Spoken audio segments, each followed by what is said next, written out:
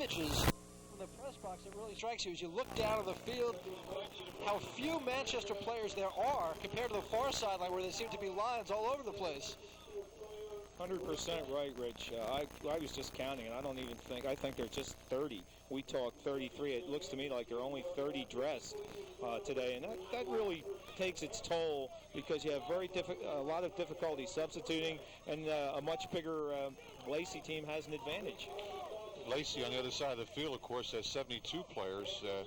The breakdown is 15 seniors, 30 juniors, and 27 of those players are sophomores, and really those sophomores are playing a big role in Lacey's success this year.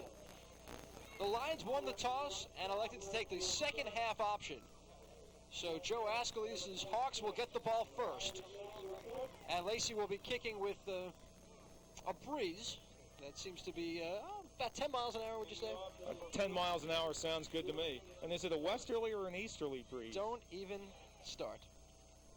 We don't know.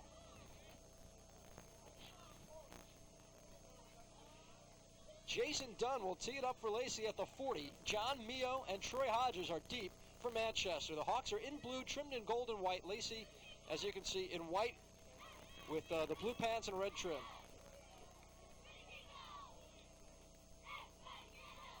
Dunn's job on this team, strictly kickoffs. Eric Falk, the place kicker.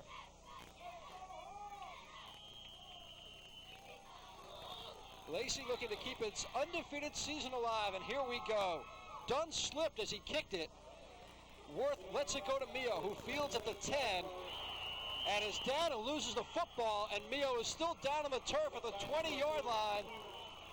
And here comes the trainer for Manchester right away. The ball came loose, but I don't think they'll call it a fumble, but Mio was hit low and is still down. That looked like number 40, Jim Gabrielle, who made the hit, and he just, took a clean shot, and right now, one of the last things that Coach Ascalese needs is another injury to add to the numbers he's got right now. And I think he mentioned something to you, Tony, about the number of extraordinary knee injuries specifically, but injuries overall that he's had. He's had 9 knee injuries, and of those 9, 6 have had to go to surgery. I mean, that's just an unusual amount. You're bound to, with a game like this, with all the lateral movement hitting, you can see the fact is that you're going to have some, but 9 is an extraordinary amount. And right now we can look at number 20, John Mio, down there, and you just watch the replay and see it's just an excellent hit, clean hit.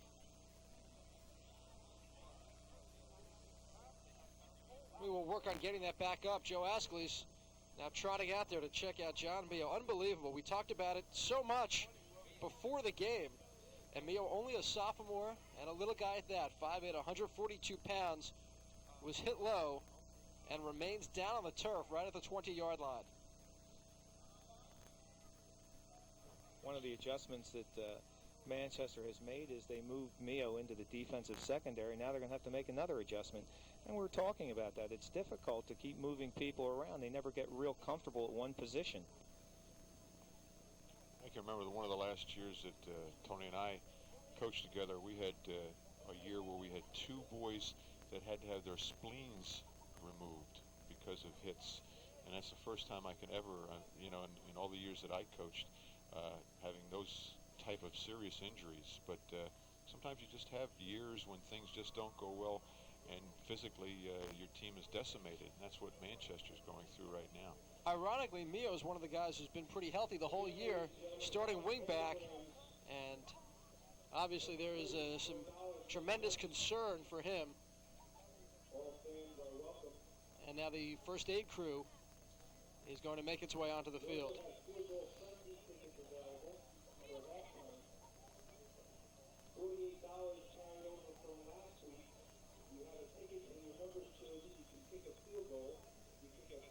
Boy, you wonder what's got to be going through the minds of the Manchester kids now. They've just seen this scene far too often this season. Just you get shell-shocked, and it takes away a lot of your enthusiasm to play. Manchester has great kids, and Joe Ascalese and his staff do an excellent job of working with them. It's just sometimes you get in a situation where you don't know what to do. You're playing young kids, and again, it's great for their experience, but also they're playing against boys who are 15, 20, 30 pounds heavier, who are seniors, who are more mature, and it can lead to injury. Well, we've talked about all the injuries. Let's take a look at what's gone on for Joe Ascalise and this team.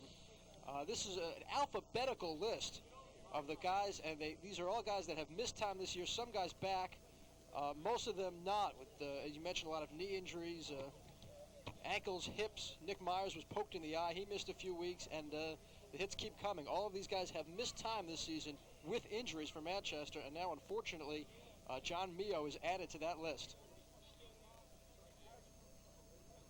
We will step out. We will be back in just a moment. Manchester versus Lacey Township.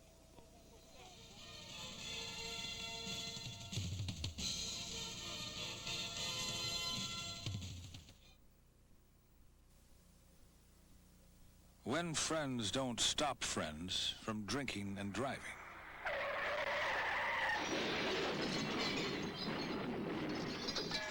Friends die from drinking and driving.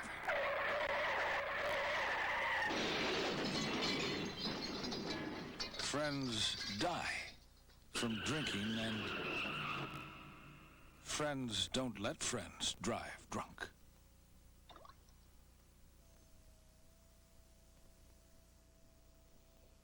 Okay, well, it appears as if John Mio may have been knocked unconscious by that hit. They are putting him onto the stretcher. We do have a look. The hit was high, and here it is.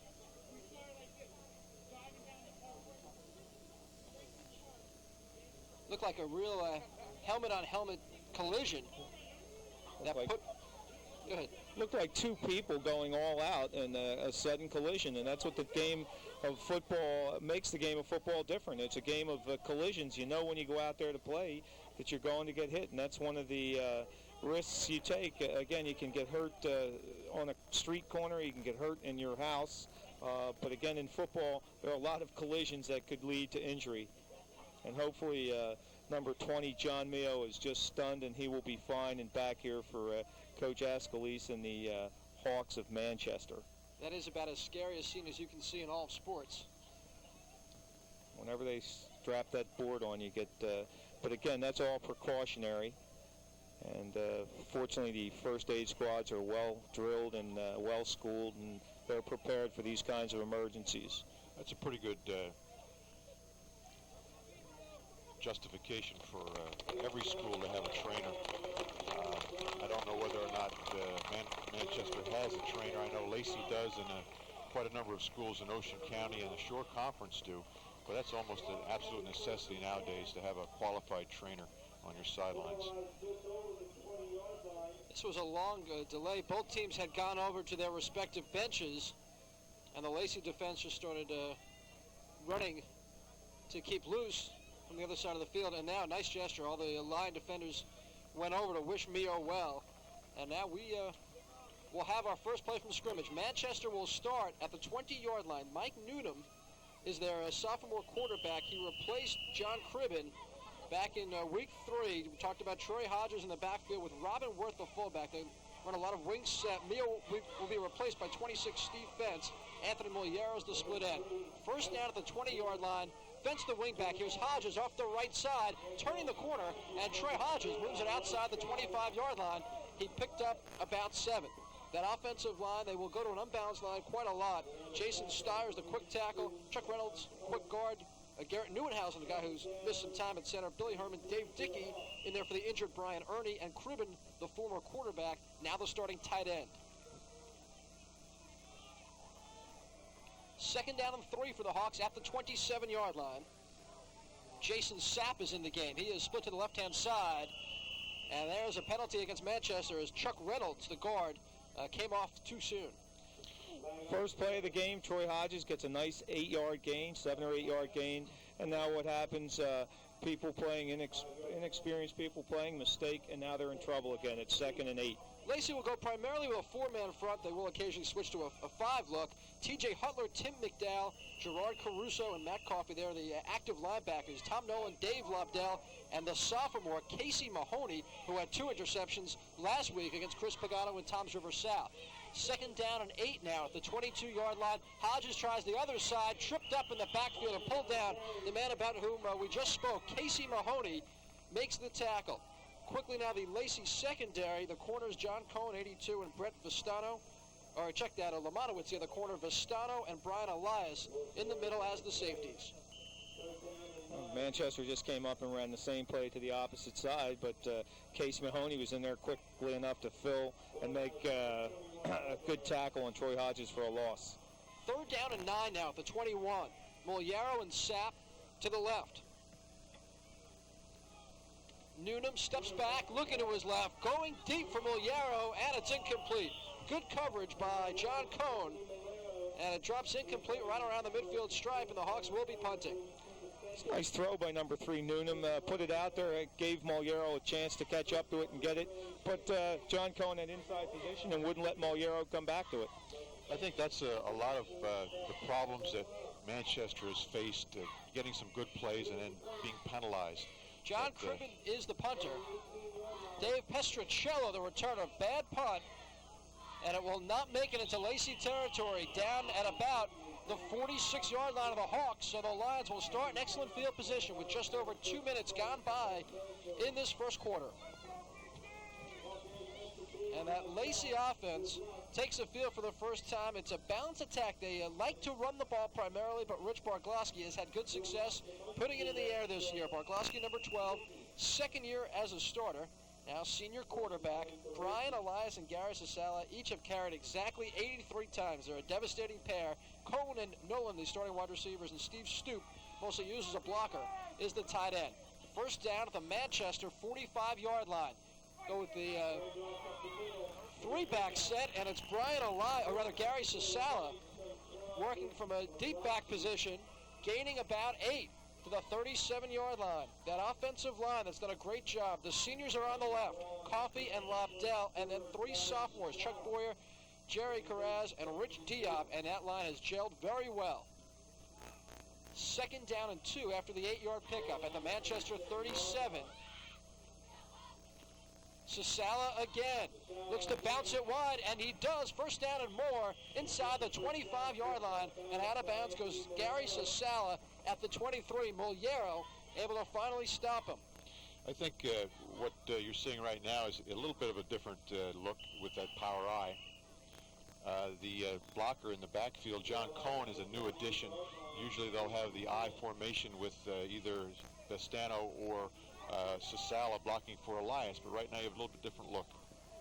Again, that power eye with Pestricello in the game. He's flanked to the right.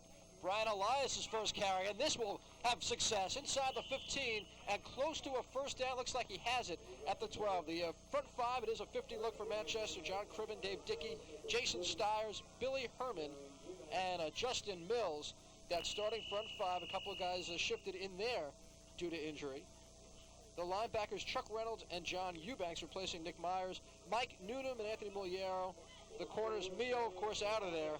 Hodges at safety along with Sapp. Another first down at the 12-yard line. Sasala with a counter tray, stopped after about 3. Rich, we see a little bit of a change by Manchester. They've come out in a 4-4, and on that play they brought both linebackers inside to stop Sasala before he could get any good yardage going, and they're very successful. So they've made a change today too. I would think for Manchester the key would have to be trying to stop the run first. They haven't done it well, and Lacey is primarily a run-oriented football team. You know that Lacey and up the middle Lou are going to run the ball. And if I'm Manchester, you're right. I'm going to force him to throw. We've got to sell out and try to stop the run, and that's what Lacey's been doing right now. And Manchester's just got to respond to it. 2nd down and 7 at the 9. They go to a traditional I. Elias running the sweep toward the 5, finds the corner. Touchdown, Brian Elias. His 8th touchdown of the year, and just like that, Lacey's on the board.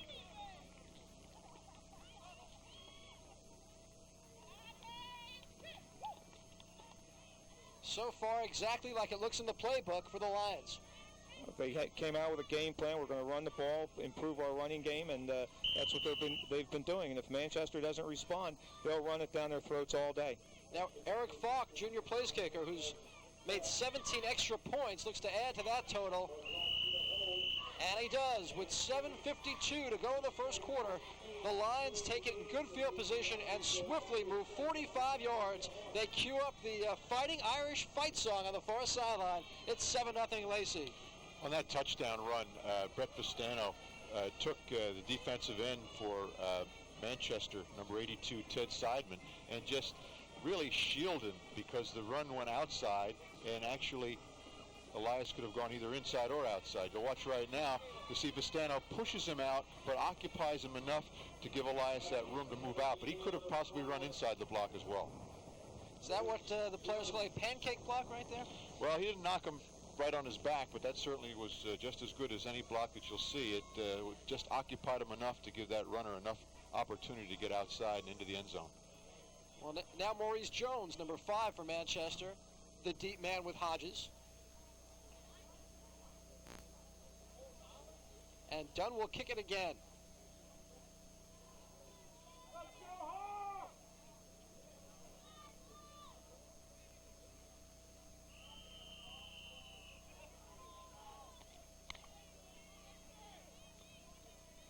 Much better kick.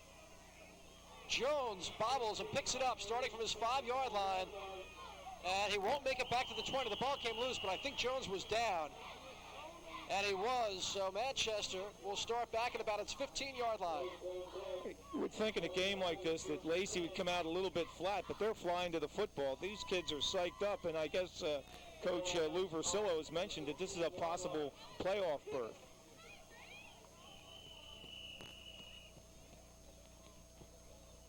The Hawks start their second possession from the 16-yard line. Moliero goes to the left. Fence in motion behind the formation. Scissors handoff, Hodges for only a couple, and then is thrown back. Gerard Caruso, number 74, led the Lacey charge. Interesting adjustments made by Lacey defensively. The unbalanced line sometimes creates some big problems for adjustments and sometimes gets your defense out of position and gives you an advantage offensively. But what Lou Heffernan's objective is to make as little adjustment on the line of scrimmage with his defensive lineman as possible, make all his adjustments with his linebackers.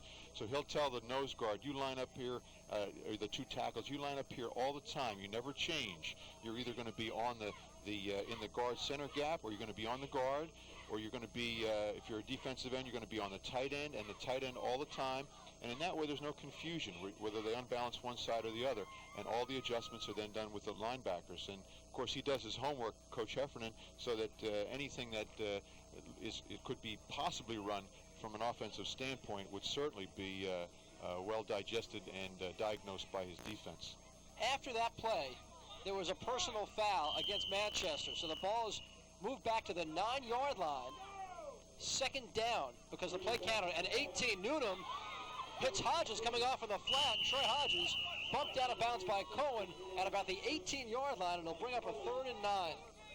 Well, Troy Hodges is the leading receiver for Manchester, and that's what they try to do, just get the ball to him in the flat and let him make a couple of moves. If somebody makes a mistake, he's down the sideline and into the end zone. He's already had 12 receptions and has 3 touchdowns.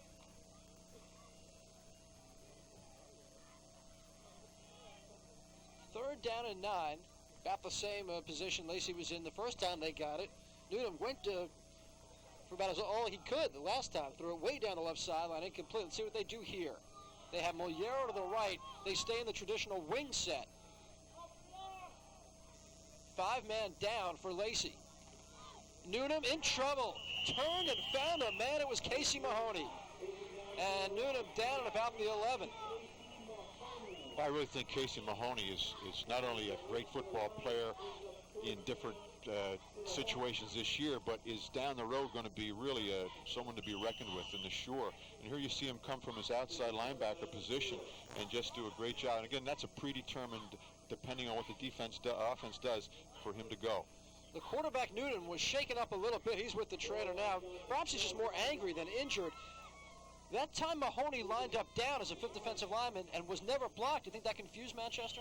Well, I think anything is going to confuse as the game progresses that you're not quite prepared for. And as I said, Coach Heffernan does a lot of different things, and one of those is to bring his backers up and put them on the line of scrimmage. Cribben had to deal with a bad snap, got the punt away, and it rolls to the Manchester 48-yard line. So far the entire game has been in Hawks territory. 6:32 to go in the first quarter. Lacey's up 7-0, and the Lions get it back again.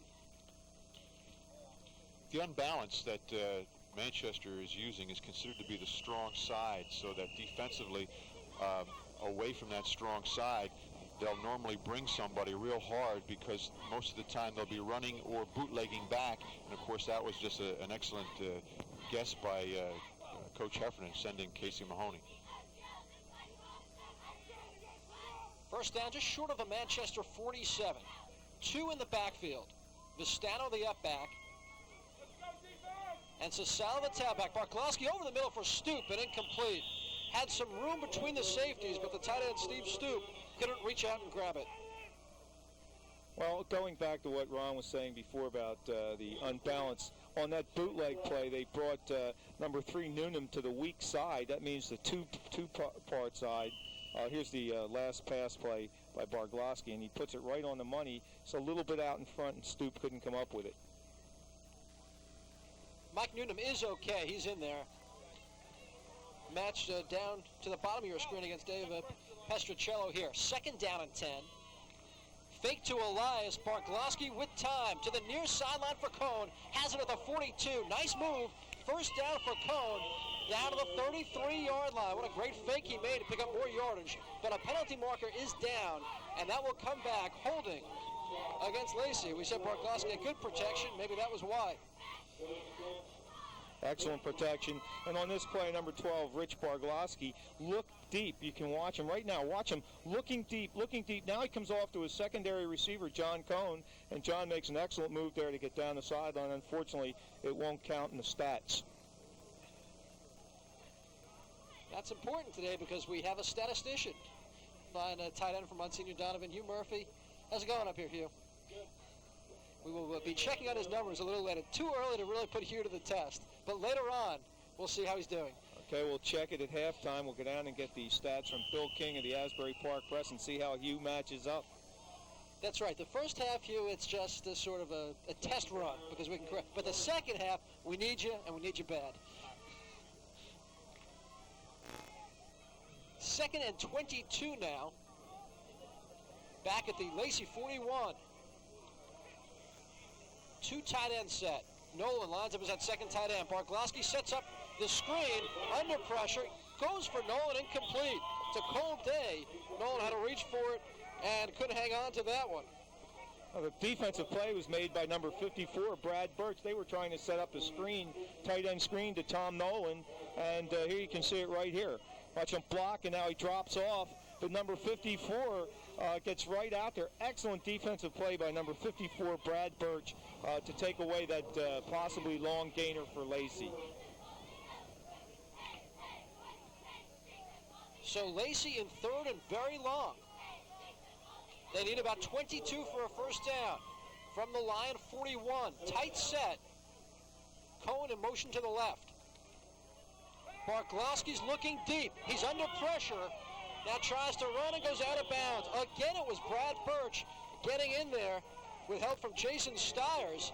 And Manchester drives the Lions back and forces a punt. Well, right now, maybe with the 2 defensive plays made by number 54, Brad Birch, Manchester will get good field position. Here you can see it. Once again, he's looking downfield, and there's pressure from Stiers, and then number 54 knocks him out of bounds.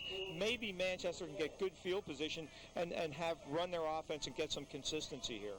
Barglowski's the punter. Moliero is deep. Manchester looks to be setting up the return. Barglowski with an end-over-end kick. Moliero lets it bounce. Coverage was good. And it rolls to the Manchester 35, so a little more breathing room for the Hawks as they start their 3rd possession. Still 5 minutes to go in the first quarter. Joe Ascalese's Manchester Hawks trailing Lacey 7-0. There you see Coach Ascalese on the sideline getting ready to get that play into the ball game. And the last series with Lacey, you can see what happens when a team is penalized, particularly a big penalty, and it just throws your whole game plan off. You can't do what you want to do, and it forces you into a throwing situation. And very, very well defensed in all aspects by Manchester, particularly the screen. Ball just outside the 26-yard line. So it's at the 26 for Manchester. 1st and 10. Newnham, a first down pass over the middle. Mullero has it on the slant, and he has a Manchester first down to about the 40. Elias on the coverage. All they did was sprinted number 3, Mike Newnham, to the right and brought the foot end from the opposite side underneath, and he drew the linebackers. You can see it right here.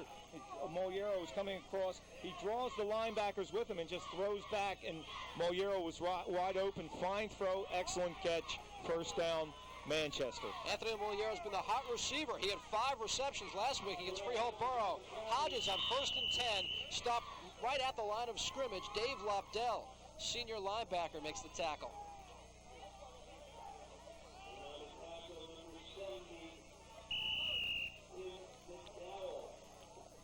Tony, something that we have talked about before, but if you're Joe Ascalese in a game like this, I know you want to win, that's what you prepare for, but do you have some more specific goals about, you talk about it, taking things away, picking up some positives? Well, you always have to have some positives, and right now he's getting some positives. He just had a good defensive series. If he can get some offensive continuity here, get through a couple of first downs, that's continuity, that's positive accomplishments, and that's what he's got to get. Hodges up the middle, powers ahead. That was the best blocking I think we've seen today from Manchester's offensive line. He got about 6. If we can get, you were talking about that consistency, then Manchester going into the game, here you can see the run by Hodges. He just bangs up in there behind Robin Worth and gets a good gain. But if they can get some confidence, then they think they can win. I don't think they came into they read papers. They're young gentlemen. They can read. They know that Lacey's 6-0 and they're 0-6, so they don't think they can win. But if they get some positive success, then they will think they can win, and that possibility of an upset can occur. You know, when you talk to Lou Versillo about Manchester, he says, hey, we've looked at a lot of film, and they block, they tackle, they've got people who can break it at any time, particularly Hodges. They have a young sophomore quarterback who can throw the ball respectably, so we certainly respect them, and we're not looking past them. And he said that's the toughest thing we have to do, and I have to work with my coaches and my team not to overlook them. But he said, I, as the head coach who look at so much film, I realize that they are, good football players, and right now the only thing that's hurting them is the injuries, not having their first-line players on the field all the time. Worth took the inside handoff on 3rd down and looks to be a couple of inches short, and I'm sure Joe Ascalese will go for this on 4th down. One thing he doesn't want to do is give the ball back to Lacey too many times. If he can't make 2 inches, he might be saying that we can't win the football game. And I just look running into the huddle is number 40, Big John Eubanks, and number 26, Steve Fence coming in with a play to go for the first down. It is as close as you can get, just about. Just shy of midfield with 2.5 to go in the first quarter. Lacey leads 7-0.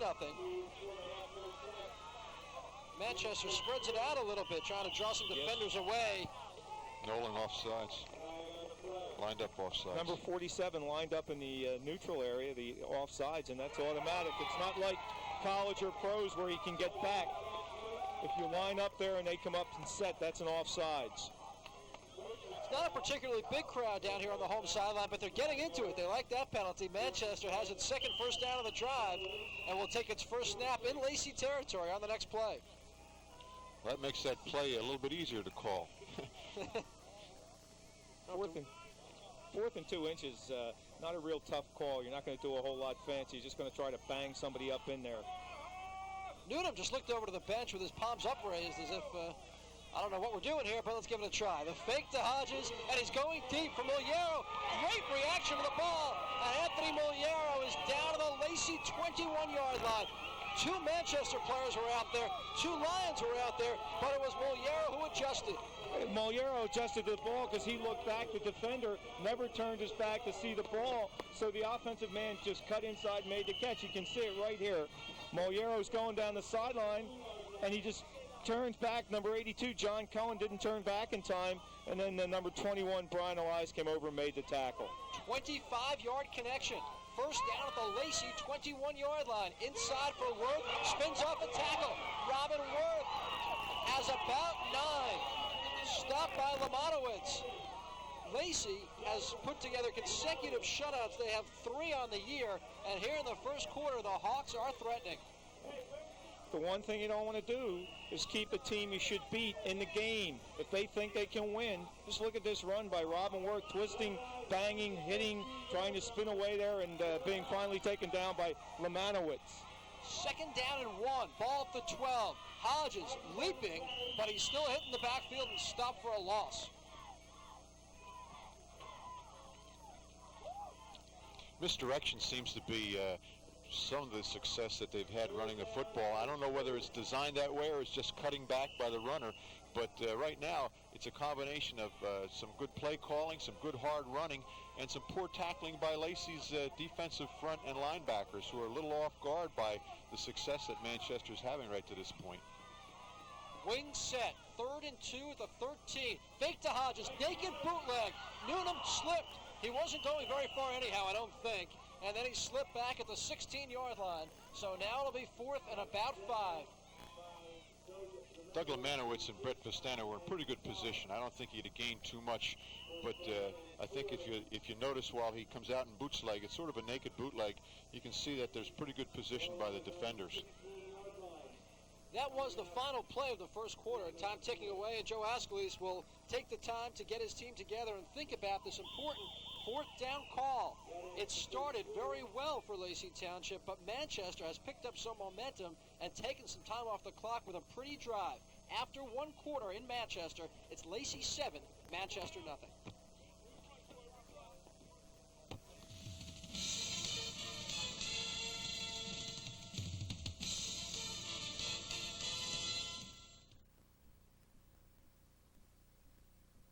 Wallach Sport and Leisure, a quarter-mile west of Community Medical Center, salutes Ocean County's high school athletes. For varsity jackets, school sweats, and caps, Wallach serving the school community since 1953. Your parents probably bought their first gym suit from Wallach's. Come in for Russell sweats, Woolrich chamois, or plaid flannel shirts, sporting equipment, athletic shoes, and more. Work clothes by Dickie and Redcap, Carhartt too. Timberland, Carolina, and Herman boots, custom printed t-shirts, and school jackets embroidered. And yes, Wallach Sport and Leisure still sells those gym suits. Okay, big 4th down play for Manchester. What does Joe Ascalise call right here? He's got to call some kind of pass play. They haven't been able to run for 5 yards, so he's got something with Newnham putting the ball maybe on the corner with an option play to get the ball maybe to Troy Hodges in the flat and let him get the first down or the touchdown. The Hawks had this at a 2nd and 1, but they've lost yardage each of the past 2 plays, so now it's a little tougher. 4th, we'll say 4 at the Lacey 15. Moliero and Jason Sapp to the right. Worth and Hodges in the backfield. That's Sapp to the top of your screen. And Newnham under pressure and pulled down. Great penetration by the Lacey defense that time, and Matt Coffey makes the sack. Lacey takes over on downs. Well, I tell you what, he had the right idea. What he did is he sent motion, saw they were in a man, got single coverage on the wide out, and wanted to throw some kind of a curl. And you'll notice right now he's looking back over to the right-hand side. He's sending a man in the flat, and he's also sending a man down and curling to make sure he gets enough for that first down. But, of course, the pressure was just too great. Looked like Worth was trying to come over and pick up Coffey and just didn't get there. Now for Lacey, a first down at the 22, and back to that power I formation. Gary Sasala on the carry. Sasala, hard rushing fullback, who also, as you can see, moves back and plays a tailback position. He gained about 7 to the 29-yard line. Gary Sasala has already gained over 500 yards this year and has 8 touchdowns, so he's one of the outstanding running backs for the Lacey Lions, along with Brian Elias. Sasala leaves the game now. Elias in there with Nolan in the backfield and Vistano. Second down and 3 at the 29. Pitch to Elias. Turning the corner on the right, and a first down to the 37. Sure is nice when you can flip-flop your running backs, Sasala and Elias, and not lose a step or a bit of power. Those boys can both run, and it keeps them fresh by alternating them. Very unselfish team, too. All the coaches have mentioned from Lacey that this group is just great to work with. They are a very, very strong, knit senior class in particular, but generally speaking, a very, very close-knit football team. Not only a power eye, but the running backs all so close together. That was Sasala. for about 3. Brings it just outside the 40. The Hawks stayed with him that time. The Hawks are getting their enthusiasm up and playing much better in the second half of the first quarter and the beginning of the second quarter now.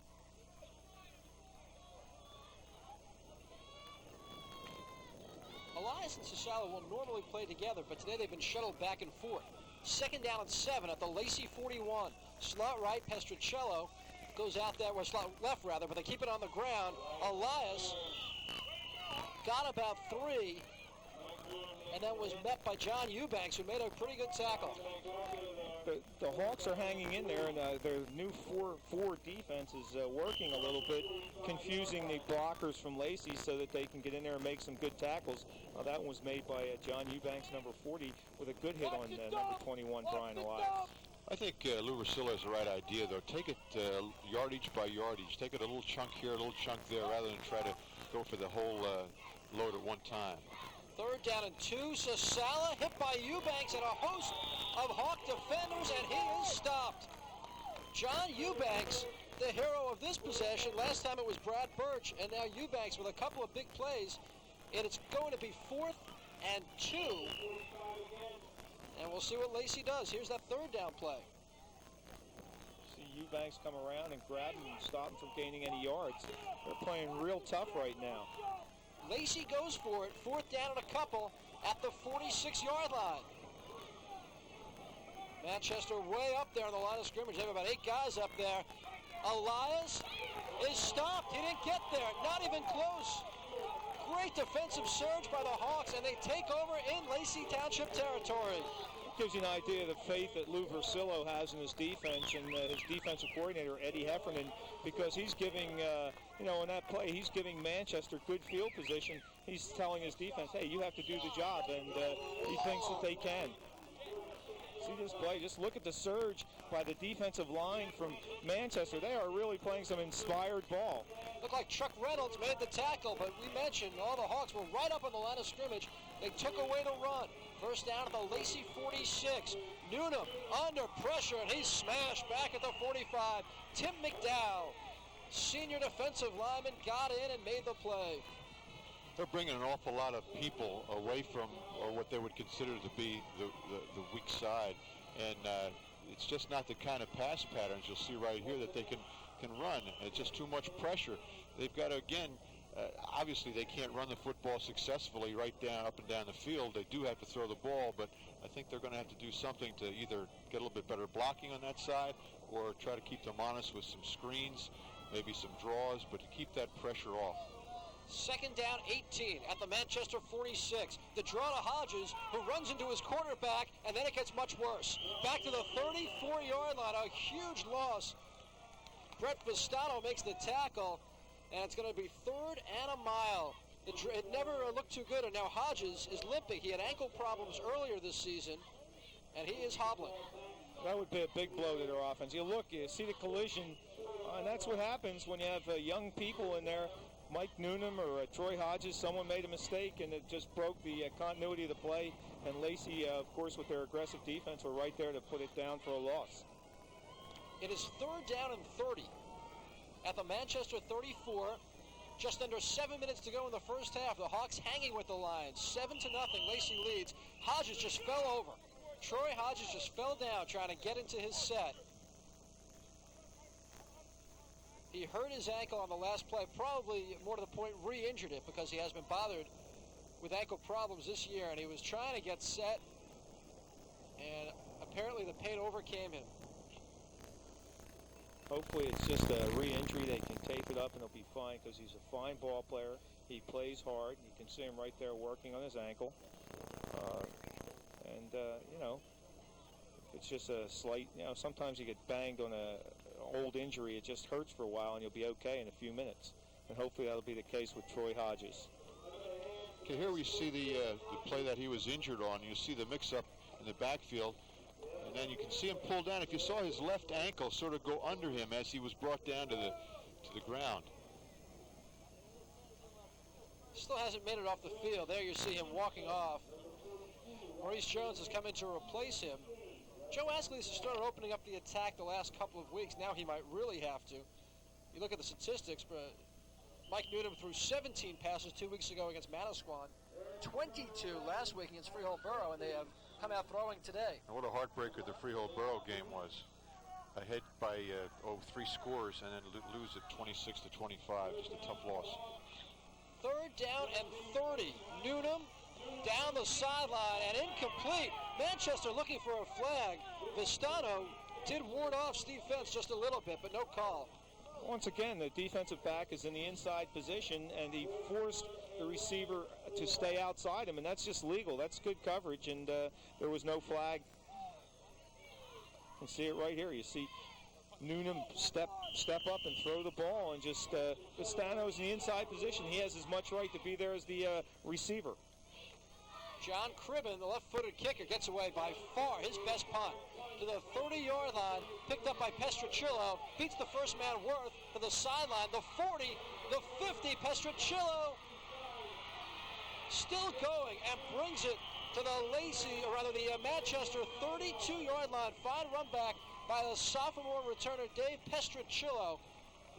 And Lacey will look to add to its lead with 6:11 to go in the first half. Lions 7, Hawks nothing. Special teams have always been a trademark of Lou Versillo, and here you see the replay. Real nice punt by John Cribben, and you'll see Petriccello kick the football, and not really a wall setup, but it's more or less him outrunning everything that's down on the coverage, and you can see him hit and spin and get that extra yardage, and right now they're in great field position.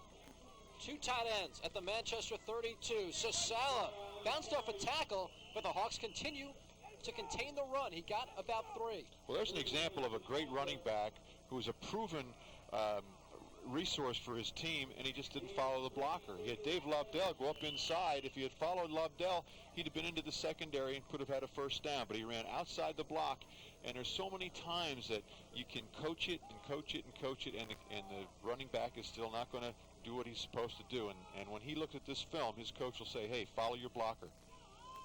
2nd down and 6 at the 28. Elias, with that skip of his, finds room off the right side and is close to a first down at about the 20.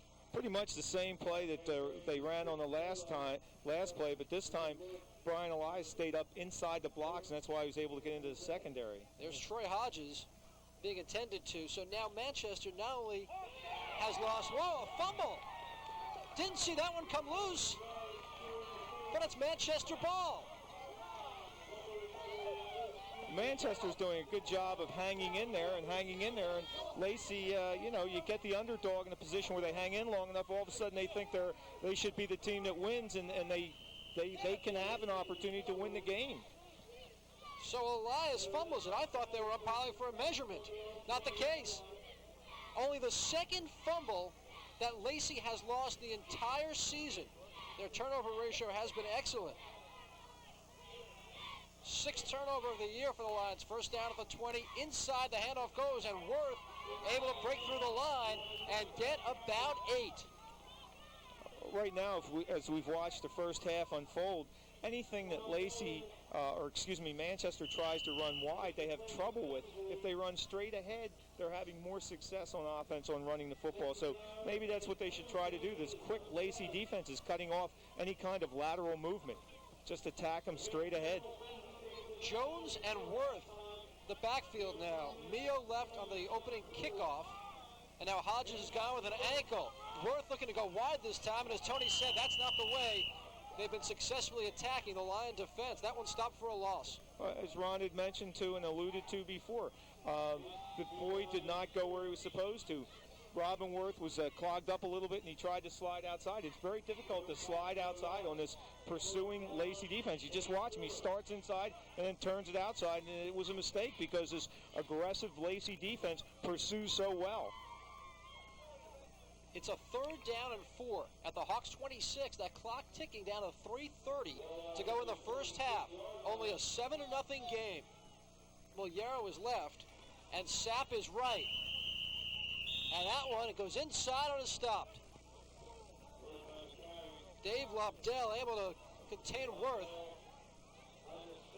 We've mentioned this, and Joe Ascalise must be watching the same game we're watching, because he's trying to attack him straight ahead and not try to do anything wide to let that Lacey pursuit get to him. 4th and 3. Cribben will punt for the 4th time. Pestricello takes at the 42 of Lacey to the far side again, and he'll not get away this time, I don't think. Kept going for a long time, but P.J. Martinez was the first man down there, and Lacey gets it back around midfield down to 2:47 to go. Still a 7-0 Lacey lead. Going into the game, Lou Versillo's philosophy offensively was to start out using some wide sets, some twins, and some trips, see what kind of adjustments Manchester was going to make defensively. And if they decided to give him a 9-man front, to go to some 2 tight end set, because here you see the replay. Petricello come up, and it's a pretty good hit by number 31, Martinez. 2 wide receivers on this set. Sasala takes the pitch. Penalty flag is down. So Sasala after a gain of about 3. I want you continue what you were talking about. We thought we might see some diversity from the Lacey offense. Now we see another penalty against the Lions. I don't think we've seen any trips so far today. Not too much. He said he had the trip package in, and he hasn't had to use it, but he will use some 2 tight ends, which what a 2 tight end offense does, it stabilizes and you know exactly where the defenders are. Sometimes when you use your twin set or a pro set and you start to take receivers and backfield sets of varying types, the defense can confuse you. So he wants to make sure his linemen know where people are. That's why he'll go some 2 tight end set. First down and 20 after the penalty. Back at the Lacey 40 with 2:11 to go. Barglowski over the middle, complete for Sasala, and he gets about 16 of it back to Manchester territory at the 44-yard line. Sapp on the tackle. Remember, Manchester not only missing 2 if it's members of the offensive backfield, but 2 in the defensive backfield as well. And they're doing a good job of making these adjustments during the game. Give you an idea of the hard work that the Manchester staff is putting in, getting these kids prepared to play more than one position. Here's that completion. Barglowski is getting good time. A nice throw.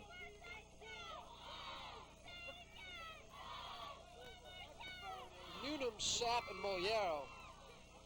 Really the 3 defensive backs in there. Second down and 4. Barglowski kept it. Looked like he wanted to give the inside handoff, and the exchange didn't happen, so he held on and was stopped. Got back to the line of scrimmage. Got back to the line of scrimmage because 21 Brian Elias dragged him up there. You know, I was watching in the counter tray, and on here you'll see the offensive right guard and right tackle, Jerry Kratz and Rich Diop on the counter tray, but the play never materialized. But there was definitely good blocking on the line of scrimmage, but a mix-up in the backfield and real good penetration by the defense. Lions call for time. They still have 2 left. 1:12 to go in the half. It's 7-0 Lacey, and the Lions have a 3rd down and 4 upcoming at the Manchester 44. Ron, Lacey has run the ball virtually against everybody this year. Manchester's defense giving up a lot of points. Is it startling the way the Hawks are stopping the run? Well, it is, I'm sure, and evidently some confusion reigns on the line of scrimmage because normally the offensive line, which again is composed of 3 sophomores, it's not a veteran line by any means, except on the left side with Coffey and Lobdell. So they are doing some things up front with their linebackers that are causing some blocking confusion. But I think it's just real good aggressive play by the Manchester kids and some good hard tackling that's causing the problem right now. And as Tony mentioned when we started the football game, you just can't take anybody for granted. And Manchester's in a very, very good position right now to create a lot of havoc in this first half. And it seemed like this weekend in particular, we've seen a lot of teams that were decided underdogs playing very, very tough, aggressive football, and today's no different. 3rd down and 4 at the Manchester 44. Figure 2 down territory for Lacey. They don't want to see 4th down, though. They like to get it here. Nolan split to the left. Draw play. Elias has it into the secondary. Ran into his own man, but Elias kept going. And Brian Elias brings it to the Manchester 33. Then a flag came down at the 35, and it's another penalty against Lacey. A lot of things we're seeing today very uncharacteristic for a Lou Versillo team. That was number 47, Tom Nolan, who was out in front blocking, and he was all tied up with a defender and evidently had his arms away from his body. I think you'd be able to see it here. Real good run by Brian Elias, and you see him has plenty of yardage for the first down, but there you see the tie-up with the defender and a holding call. Fortunately for Lacey, the hold occurred 10 yards down the field, so it puts them right back where they started the play from, 3rd and 4 again. It's tough to keep calling 10-yard gains for first down, though. You don't want to do that more than once. Sasala is a wingback on the right this time. Elias the tailback. Barglowski going deep down the sideline for Cohen, who dives but can't get it. Had a step on Muliero, but it had to be a perfect pass. And now it's 4th down with 41 seconds to go. I would think Lou Versillo would go for it. He may not want to. He may not want to put Manchester in a position where they could come back and go the other way. But I would think if knowing Lou after he went before, he'll go again because he has a great deal of faith in Eddie Heffernan, the defense. All the defensive calls that have been made have been pretty successful Lions for will call Lacey. Another timeout to think about it. They're down to 1. You would punt here. I've already learned throughout working with you. No way you would go for it here. No, I wouldn't. I'm very, very conservative. Punt the ball. Don't get your defense in trouble. Put the other team in trouble. Never put yourself in trouble. That was my philosophy. Ron? Hook and lateral. Touchdown. Wait a minute now, Rich. That's only if he was the offensive coordinator. He was a head coach. Punt. He's gone at you quite a bit this year about how conservative you got as the head coach at Southern Regional. That's true. I really did. As I look back, I wish I didn't, but maybe it was because we always played to our defense. We always were sort of a field position kind of football team. We would, down and distance would dictate an awful lot of what we would do, and our field position was very important to us. So we, more times than not, would play to our defense, and I think it hurt us down toward the end because we sometimes we just didn't have the personnel that we could do the things we wanted to do. But what you're seeing today is very typical of a lot of teams. They come in and they expect to sort of run all over the opponent, and that's just not happening. Lacey comes right from the sideline to the huddle. Pestricello is to the left, Cohen to the right. 2 tight ends, 4th down and 4. Barglowski sacked back in his own territory. Billy Herman came right on through. Look at the enthusiasm for the Hawks, who are having the best game of their season so far today. What we have to realize is Manchester shouldn't be celebrating. They should be getting ready to snap the ball because that clock's going to start running. You want to get into the end zone. Well, okay, well, they called a timeout, which was a good move. Look at this sack by number 50, Billy Herman. Something I don't think Lacey expected, to have this aggressive front 4 by Manchester give them trouble running and throwing the football. It's been a complete turnaround from what I think was expected. You know what it appears to me, and again, I'd have to look at the film and really look at the line blocking, but it looks like the sophomores and, besides, of course, Matt Coffey and Dave Lobdell, the sophomores are playing like sophomores. And sometimes Lou Versillo thought they would play in the beginning of the season, but they've been so successful. They've dominated most teams on the line of scrimmage. I mean, that was the case against Towns River South, a real big, rugged type of defensive line. But today that's not happening. I think Manchester is winning the war in the trenches, and that's usually where you win your football games. The Hawks have 34 seconds to try to even this game up before the half. 7-0 Lacey. It's at the line, 49. Joe Ascoli still has 2 times out to work with. Hodges remains on the trainer's table down on the near sideline, so he's not in the game. Worth and Maurice Jones, the running backs, with Fence and Muliero out to the right-hand side. Cribbin on the left. Noonan sends only 2 on the pattern, and he fell down, and he gets tackled again for his efforts, and a flag comes down. That's going to be a personal foul. It may be a very tough call against T.J. Hutler, because in no means was he trying to hurt Mike Noonan, but he did tackle him after the play was over. The official saw, you're not sure as a kid. You might hear the whistle, you might not hear the whistle. That's a very borderline call by the official that was standing there. But again, he's trying to protect the players. You can see it right here. He slips, and then T.J. Hutler isn't trying to hurt him. He just doesn't know. Noonan was running. How does he know? No, that's a very tough call against Hutler. He's just doing his job out there, I think. Clock starts, 25 seconds to go. 1st and 1. You don't see that very often at the 40. To the ground, and Worth, who probably got a first down. but not much more than that. They stop it with 18 seconds to go, and the Hawks call for time. A little surprised that Joe Askelis would go to a running play there. He probably wanted the first down. Now he has 4 opportunities to throw the ball, for a score. Well, he's had 4 opportunities, though. It was first down. And it does stop the clock to set the chain, so he's got some time to get a little organized. 1 timeout left, Rich? Yeah. So he does have 1 timeout to work with. But the pressure has been so devastating by the people in the outside backer position, the defensive end positions, that really Newnham hasn't had much chance to set and throw. He's looked good, though, hasn't he? The sophomore has moved it around. He hasn't been afraid of the rush, and he's thrown some good balls downfield. It's very difficult for a sophomore to have poise in the face of a rush. You kind of look at a quarterback, and if he's eyeing the rush, if he feels the rush, you don't think he can ever be a quarterback. But this Mike Newnham just ignores the rush, and if it gets to him, no big deal. He just comes back and throws the next one.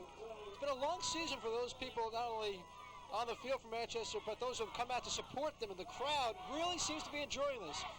Let's go Hawks is the chant as Newnham fires over the middle. Muliero has it at the 23.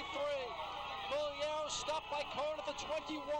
12 seconds to go. The Hawks will call for time and take 1 or 2 shots at the end zone. Well, that's been the most successful play that they've had, is the slant across the middle, coming across and hitting in between the zones. And here you throw a nice throw and a nice catch by Muliero. And right now they're in good position. And they've still got at least 2 plays I think they can get off with the amount of time they have, depending on the type of play they call. They only have 2 plays if one of them's incomplete pass. If they catch it, the clock's going to run out. They got to be careful with what they do. If they run the same type of route, I think they'll run out of time, because that comes all the way across the field, and they will run out of time without getting into the end zone. If they run some kind of an out route, get another 10 yards, step out of bounds, they could possibly get 2 plays off. Would you do it that way? Would you try to get half and out of bounds, or would you take 2 shots at the end zone? Well, I have no idea what their field goal kicking abilities are. To take into consideration, let's say that they don't have field goal kicking abilities, I would try to throw. I would try to throw into the end zone, see what happens. You get an incomplete pass, you throw it again. I have to point something out, Rich. Remember I said I'd punt because I wouldn't want Manchester, right. and here they are in threatening to score. 12 ticks left. Newnham, both wide receivers to the left, rushed from both sides, gets it off, and that's a critical play by Newnham. He was hit hard, but he did throw the incomplete pass. Now there's 7 seconds to go. Manchester will get another play. Newnham was shaken up on the hard hit, and he is holding his wrist, I believe. Oh, he's in a lot of pain. Trying to work it off. Robert Worth was walking with him. I thought Newnham was coming to the sideline. He wants to stay in, obviously. Oh, 3 guys got him. And they were coming hard from the outside. Once again, Eddie Heffernan brings those outside linebackers and tries to put the pressure on the young quarterback. Mahoney and Coffey came from the near side. 7 seconds to go. At the 20. Back to the wing set. Fake to Jones for the end zone for Fence. He has it. Touchdown Manchester. They're going nuts. This place is going nuts. Steve Fence. A 20-yard connection to Mike Newnham, and the Hawks can tie at the half with an extra point.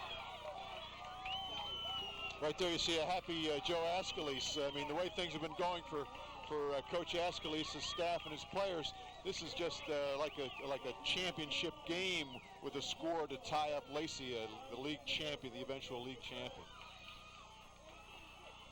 Now Cribben to try to tie it. He punts left-handed. He place kicks right-handed or footed. It is through there. 2 ticks remaining in the first half. Mike Newnham looks like he's ready to accept the MVP trophy coming over. I'll tell you what, he's shown a lot of courage, a lot of determination. He was hurt on that previous play before the touchdown. He got his wrist banged. He wouldn't come out, and it's good for Manchester he didn't. You just look at he just sets up and lets the ball fly, and Steve Finch makes an excellent catch and drags John Cohen into the end zone. That was critical. He actually caught it at about the 2 or 3.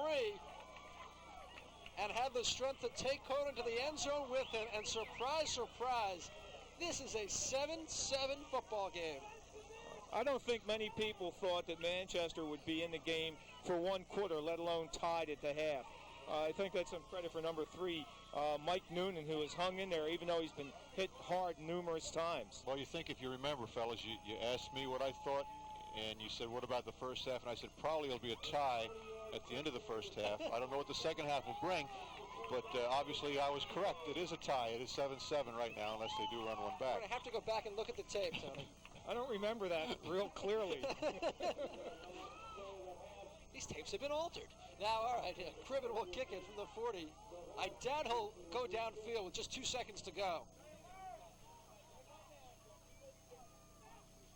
I think there's 10 Hawks on the field. Here comes Sapp. Now there's 11.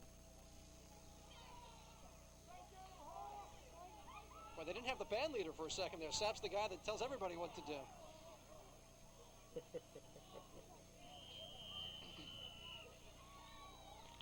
a 1 and a 2, and here comes Cribben. Loose ball. Knocked down by Mike Pluta, and then covered, and the half comes to an end. It's only half, and it's only tied.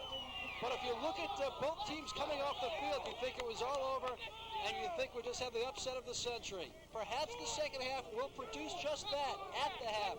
At Manchester Township, the Lions of Lacey 7 and the Hawks of Manchester 7. Number 1, baby, number 1.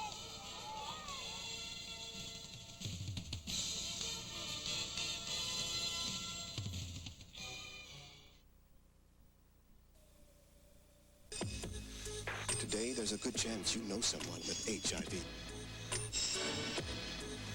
People with HIV can look just as healthy as anyone else. You can't tell if someone is infected with the virus just by looking at them. In fact, the person you're with right now might have HIV. Talk to your partner about HIV. Learn how to prevent HIV infection.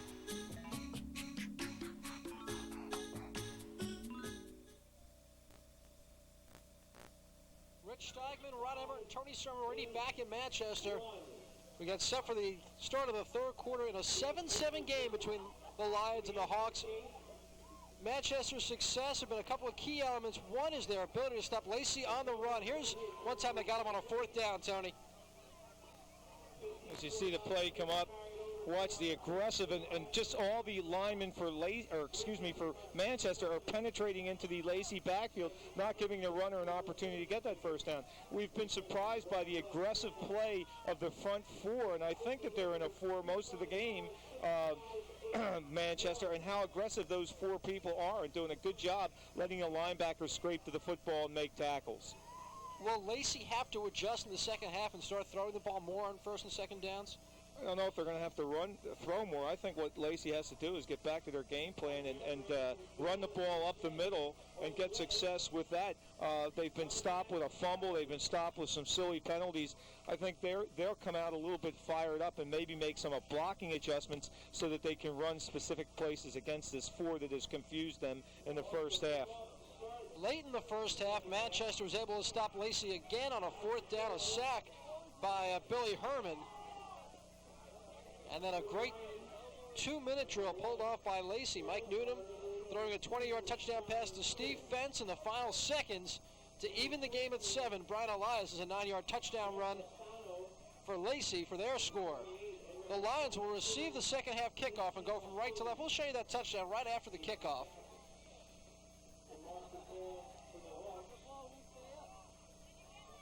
Sapp is going to have to hold for Cribben because the wind knocked the ball off the tee. So now those guys are getting it set at the 40-yard line. Troy Hodges injured his ankle in the first half. He is on the sidelines in uniform trying to test it out. We'll have to see if he's in there in the second half. Cribben's kickoff to the near sideline, and it stays in bounds for Petrocello. Moves it to the 20, avoids Worth. Petrocello doing a great job to stay on his feet. Finally, Jason Sapp pulls him down outside the 30. Ron, take us through that 2-minute drill that culminated with Mike Noonan shaking off an injury and going deep for the score. right before the play, he looked as if he were coming out with an injury. And here you see a little fake off action. He just turns and throws. And it was really a well-conceived play and a very unexpected play at that particular time, because the defender, Cohen, gave him inside position, and that, of course, was costly. First down at the 31-yard line. Gary Sasala hit hard by John Eubanks, but he got about 3 or 4. Well, this is Lacey's game. Bang it up the middle, pads popping. That's exactly what we saw last week against Toms River South. We didn't see that popping pads in the first half. I think Coach Lou Versillo and his staff got in there at halftime, got under these shirts a little bit, and got these boys fired up. Troy Hodges just took a sprint down the near sideline. He's not on the field, but he is looking much better. Second down, about 5 at the 36. Pitch for Elias. Stopped short of a first down. Got it out to the 40. And it will be third down and a couple. Chuck Reynolds dove in there and made the hit. I tell you, Matt Coffey and Dave Blobdell, there was such a separation between the offensive line and the back when he got the football that there was an awful lot of yardage to be gained. A lot of good reaction on the part of Manchester's defense, but I think what happened is Lou Versillo got into the ear of his offensive lineman and said, hey, let's fire out, let's get into the defense, and let's cause some running lanes and at least prevent that penetration by the defensive front of Manchester.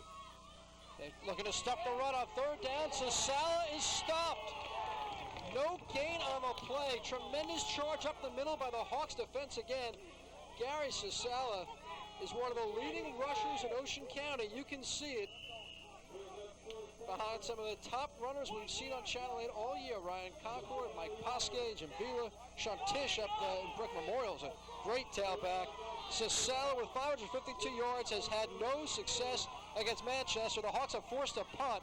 Brogloski standing at his 26-yard line, takes the snap and gets it away. Bad punt. And Manchester will have good field position. The Hawks will start at about their 38 or 39. 9:45 to go in the third quarter. We're tied at 7. Talking prior to the drive that put Manchester in a position to tie the score, Rich questioned me and made fun of the fact that I was so conservative I would punt. As I said at halftime, you have to never give anyone an even break by not punting and losing that fourth down. They gave Manchester an opportunity to get into the end zone. Robin Worth takes the inside handoff, only got about a yard on first down. Troy Hodges still out of the game, and Maurice Jones was a tailback, but as we speak, here comes Troy, and there goes Jones.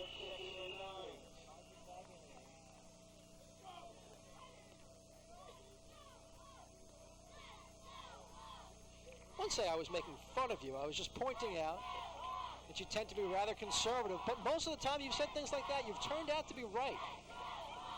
Let the record reflect. Hodges, his first carry since the injury, stacked up, trying to run right up the middle, which is where Manchester had its success rushing the ball in the first half. Hodges got about 2, and now it'll be 3rd and 7. Robin Worth just pushed one of the Lacey players after the play. Every flag came up. I don't think he threw a punch, but I know he did take a little shove at one of the Lions. What's going to happen is Joe Ascalise is going to take Robin Worth out of the game. As emotional as you get, what you do is you end up hurting your team. You saw every flag from every official come up, and it's going to be a 15-yard walk-off against Manchester, and they don't need that. They're playing a good football game. Don't get your team in trouble. In no uncertain terms, Coach Ascalise did just tell Robin Worth that he was not very happy with him. Well, you know, it's always the second guy that gets caught. I'm sure that it was provoked in one way or another, but still, Robin Worth has to realize that he's got to keep himself under control. Now it's a 3rd and 23, back at the 27. Noonan to the sideline, incomplete. Moliero got hit by Cone and didn't hang on. Nice play by number 82, John Cone, but I'll tell you what, that's the best pass that I've seen number 3, Mike Noonan, throw. He stepped back, and he just fired that football on a line about 20 yards. That was an excellent throw. I think the first half gave him a lot of confidence. He did a nice job throwing the ball in the first half, particularly at the end with a touchdown pass. Now Cribbins' turn to punt toward the far sideline. hits around the midfield stripe and goes right to Lou Versillo, Lacey's head coach. At about the line, 48, 8:20 to go, third quarter. This one thought to be a mismatch, 6-0 Lacey against 0-6 Manchester, but it's a 7-7 game.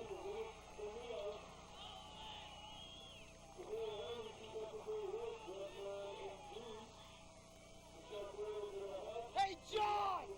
You gotta kick the ball! Hodges will not be on the field now for defense. He did get the one carry offensively, but Doug Covert's defensive unit will not include Hodges at the moment. What a great job they've done stopping the Lacey run at the 48-yard line. Sasala up the middle, follows the blockers into Manchester territory and brings it down to the 45-yard line. John Eubanks has had a great game, makes another tackle. Well, I'm sure that Lou Versillo also told his running backs to keep your hands on the football because they turned the ball over more times probably in the first half and had more sacks on the quarterback in the first half than they may have had in the whole first 6 football games. So that's got to be a key also. Hold on to the ball, foul your blockers, and get that positive yardage. Second down and 3. See the Hawk defense right up on the line again. Barglowski looking to throw.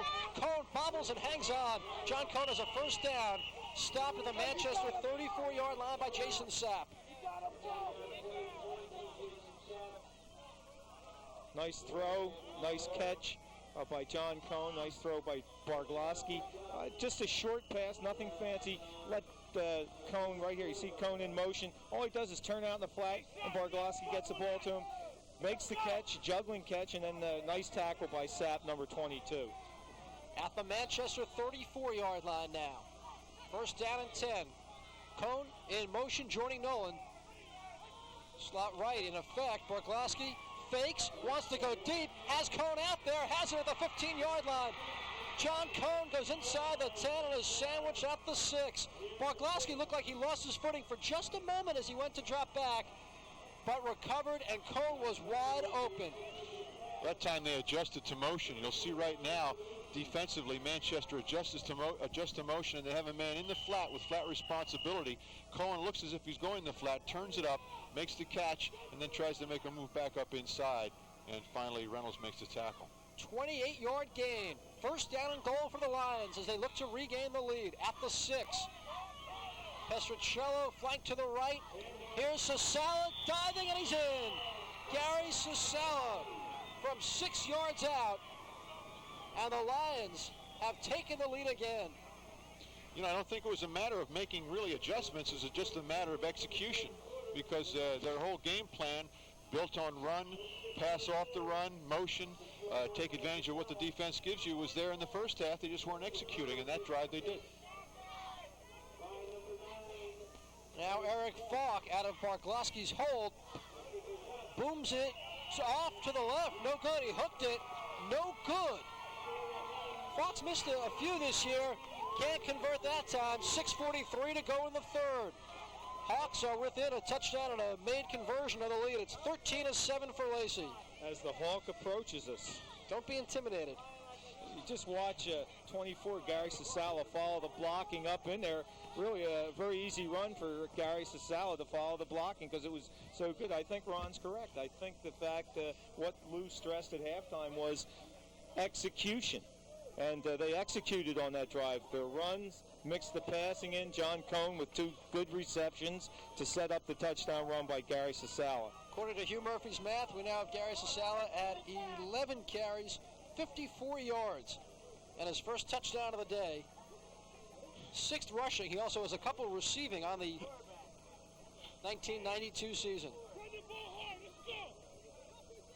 Now the onus back on the Manchester offense. Jason Dunn, the guy who kicks off for Lacey, in there. Jones, along with P.J. Martinez, the deep backs to receive. Sapp and Worth, the line in front of them. It'll be Martinez running up at his 18-yard line. Right up the middle goes P.J. Martinez. Took another hard hit. I think those Lacey kickoff cover guys are doing a job today. John Mio was hit on the opening kickoff and knocked out. Martinez is okay. although a little slow to get up. And Jim Gabriel, the man who made the initial hit on the opening kickoff, made that hit as well. I tell you, he's doing a great job on the cover teams. See it right now. See, it's a nice kickoff. Hangs up there with a lot of hang time. Martinez gathers it in.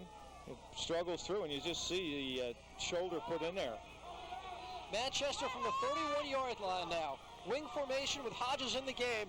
They fake it to him. Newnham for Fence. Over the middle, and he has it. And Steve Fence nearly was gone. Lamanowitz stopped him in Lacey territory at the 44. That was the touchdown pass that they completed at the end of the half. That play and Moliero coming across on the slant seemed to be the two best pass plays. And here you see him just turn and throw, and he splits the secondary and makes a nice catch. Midway through the third quarter, Mike Newnham, the sophomore, answering again at the 45. Worth up the middle. Good second effort by Robin Worth. He got about 4. T.J. Hutler held on and brought him down. It might have been Tim McDowell, actually. Yeah, it was Tim McDowell, number 70. T.J. Hutler was standing over him. Manchester has so much confidence in what they're doing from their first half success that they've come out here and they're moving the ball on a outstanding Lacey defense.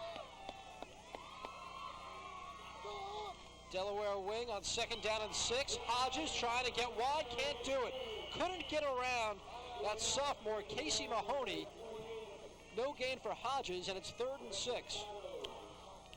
What we mentioned before, it's very difficult to get lateral movement on this Lacey defense. They respond so quickly to anything that's outside.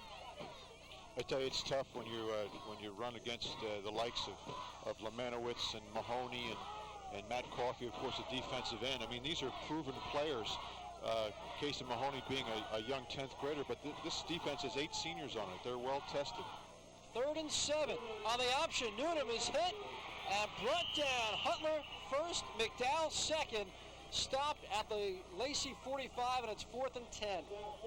We haven't seen much option today. I remember the last game we did, last Manchester game we did, we saw quite a bit of option, and they had some problems with the pitch, and it created a little confusion, so they went away from the option, but this time they come back with it, and it's a counter option, and there you see just the tough pursuit by the defense.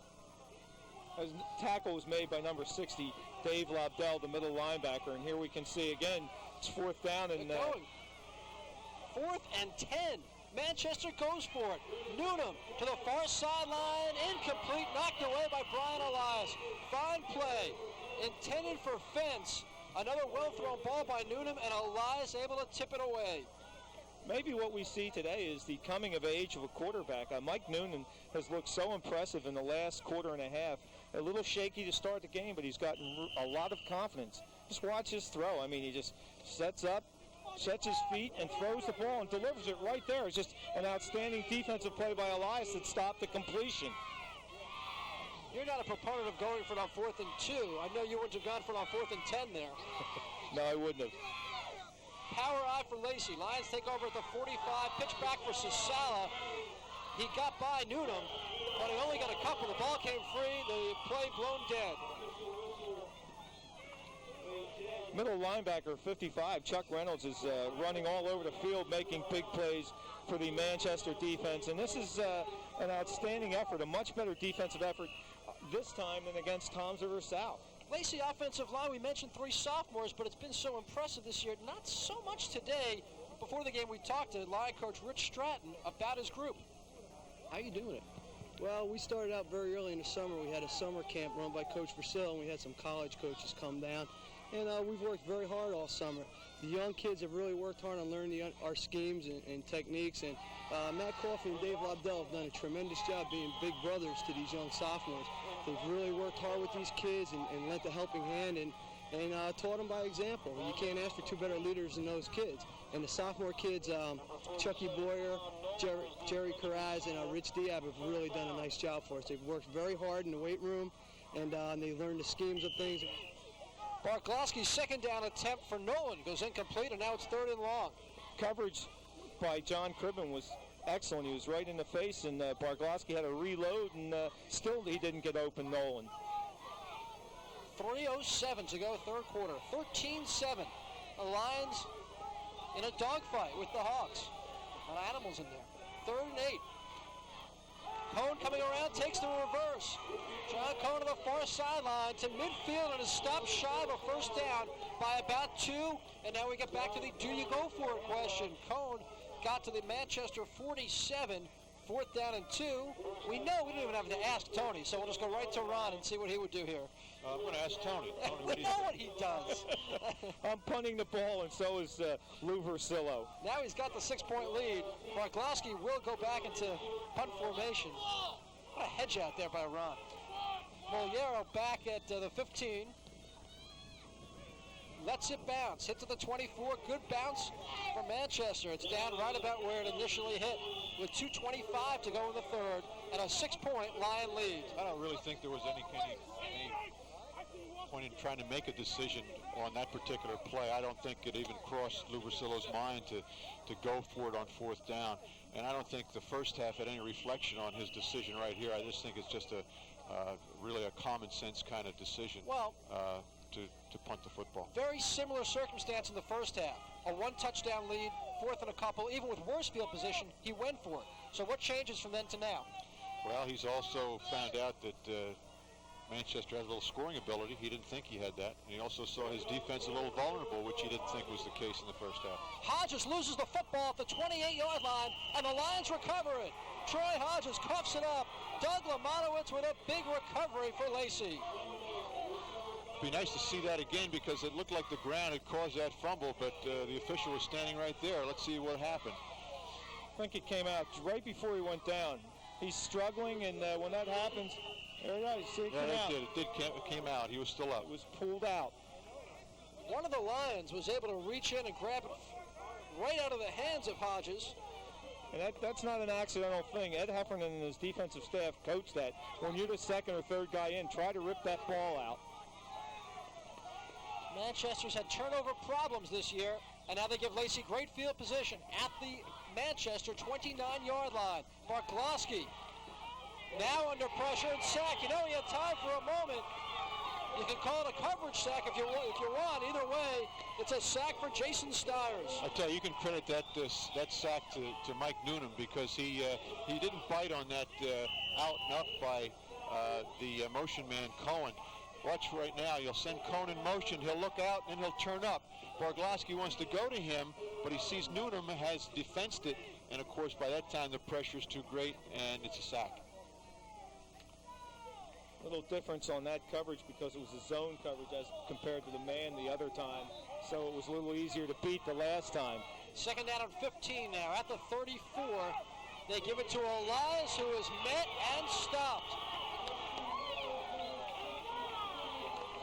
That was Justin Mills, the junior defensive end, who grabbed him and wouldn't let Elias go. Just look at right here. It just stood up by Justin Mills, number 62, and there was somebody at the bottom that I couldn't see. But the way this Manchester defense has performed today is a complete turnaround from the Toms River South game. Great job by Doug Covert, huh? Yes, it is. Outstanding. You can see Doug on the sideline calling the defenses. He's done a fantastic job today with his defense. I think Lacey really needs a job like a game like this. Go ahead, Rich. Well, the third quarter has come to an end. Lacey got the only touchdown. But the Hawks hanging in there. 12 minutes of football left in Manchester. It's Lacey 13 and Manchester 7.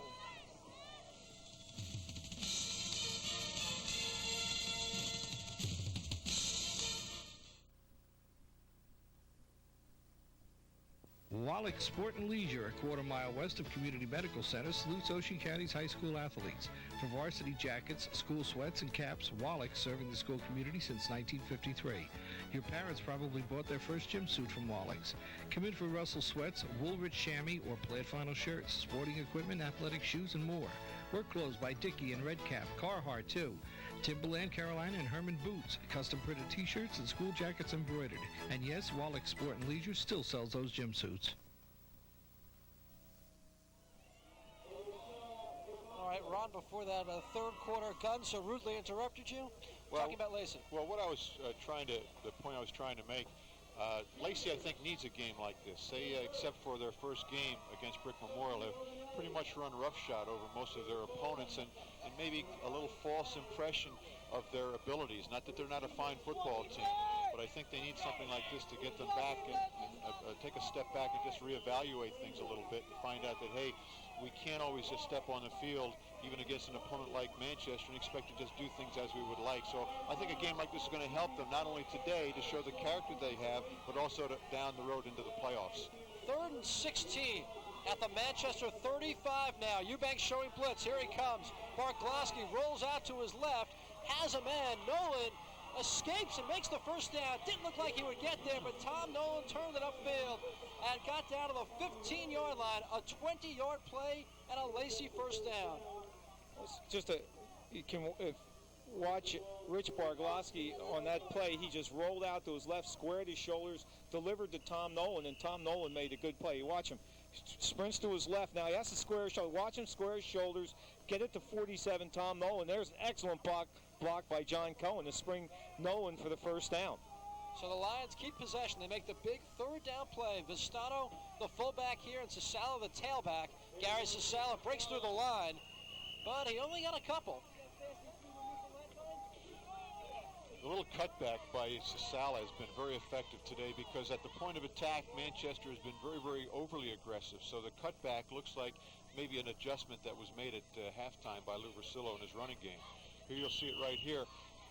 You'll see up at the point of attack, and then he'll cut back. And, of course, good lead blocking helps him get that extra yardage.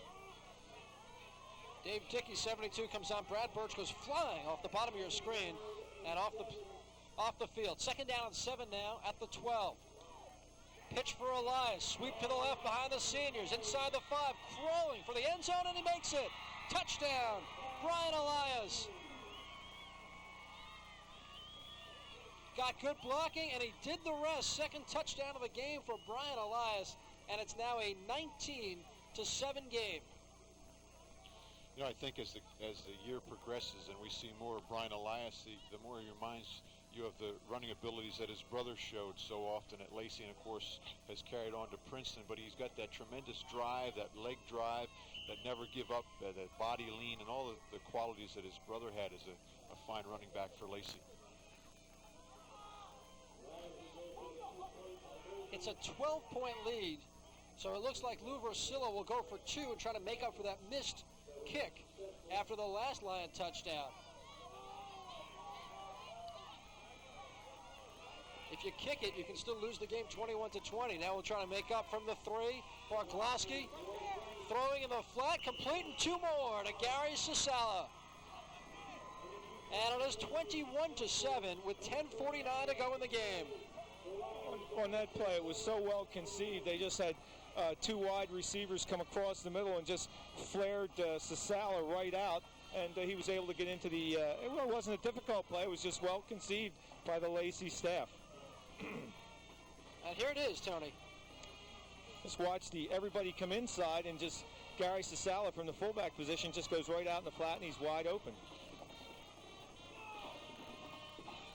What happens is the defender on a play like that gets lost as they come in. It's sort of like a pick play, but it's not as illegal as a pick in football would be, where you actually pick your man off, but you're occupying the people on the inside, sliding a man back. Here's a look at Elias' 2nd touchdown of the day. They ran behind Coffey and Lobdell. How did Elias stay on his feet here, though? Oh, boy, he almost jumped out towards the end zone. Almost the ball came out before he got there, which would have been a fumble. Manchester could have recovered. Some officials might have called that a fumble. Looked like he had it when it crossed the goal line, though. You don't know about officials, though. There we go again. Jason Dunn will kick it. 21-7 now after a 7-7 even first half. Lacey's picked up a touchdown on each quarter of the second half to take the lead. The one thing, more than anything other, that I've felt today is if Manchester had played this way every week, you don't think they would be an 0-6 team. They've looked good. P.J. Martinez picks it up on a hop. Now to the 15, and Martinez goes head over heels at the 22. tackle made by number 27, Doug Lemanowitz. Those people, the cover people for Lacey, just fly downfield and try to take somebody down. Just watch it right here. They're flying downfield. And Martinez may wish that somebody else would pick this up. 27 just flying in there to make the play. Well, Joe Ascalese hasn't been afraid to throw the ball today, and you'd think down by 2 touchdowns, Hawks will be winging it. At the 22, Noonan will throw on first down, comes back for Sapp, incomplete. That's the play that they've had a great deal of success with today. And number 47, Tom Nolan, was sitting on it, kind of hoping the ball was thrown a little bit better. He was looking for an interception.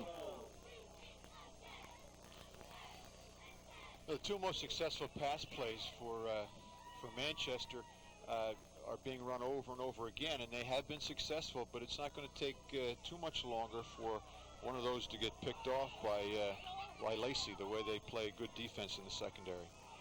68, Vinny Giampetro now on the offensive line for Manchester. To Hodges, makes a catch on his hip and stays alive on that far sideline. Not easy to bring Trey Hodges down there, and he's out on the Lacey bench. And a flag comes down. We're pretty well screened out for what was going on. Hodges was hit. He may have felt he was hit late. Once again, what you have to do is keep your cool in this situation, because whoever got the penalty, it's going to be a true detriment to their team. It hurts the whole team. Hodges gained about 7 to the 30. I think it's going to be against him. If it had been a late hit, the flag probably would have come down right away. Instead, it came down afterwards. We can see down here, Hodges is going to come out of the game. It's a second personal foul against Manchester. Coaches weren't happy with Robin Worth the first time. I don't think they're going to be very pleased with Trey Hodges this time. No, he's thrown out of the game. Oh, Trey's been ejected. You see the play here. You can see him struggling, the great effort that he has.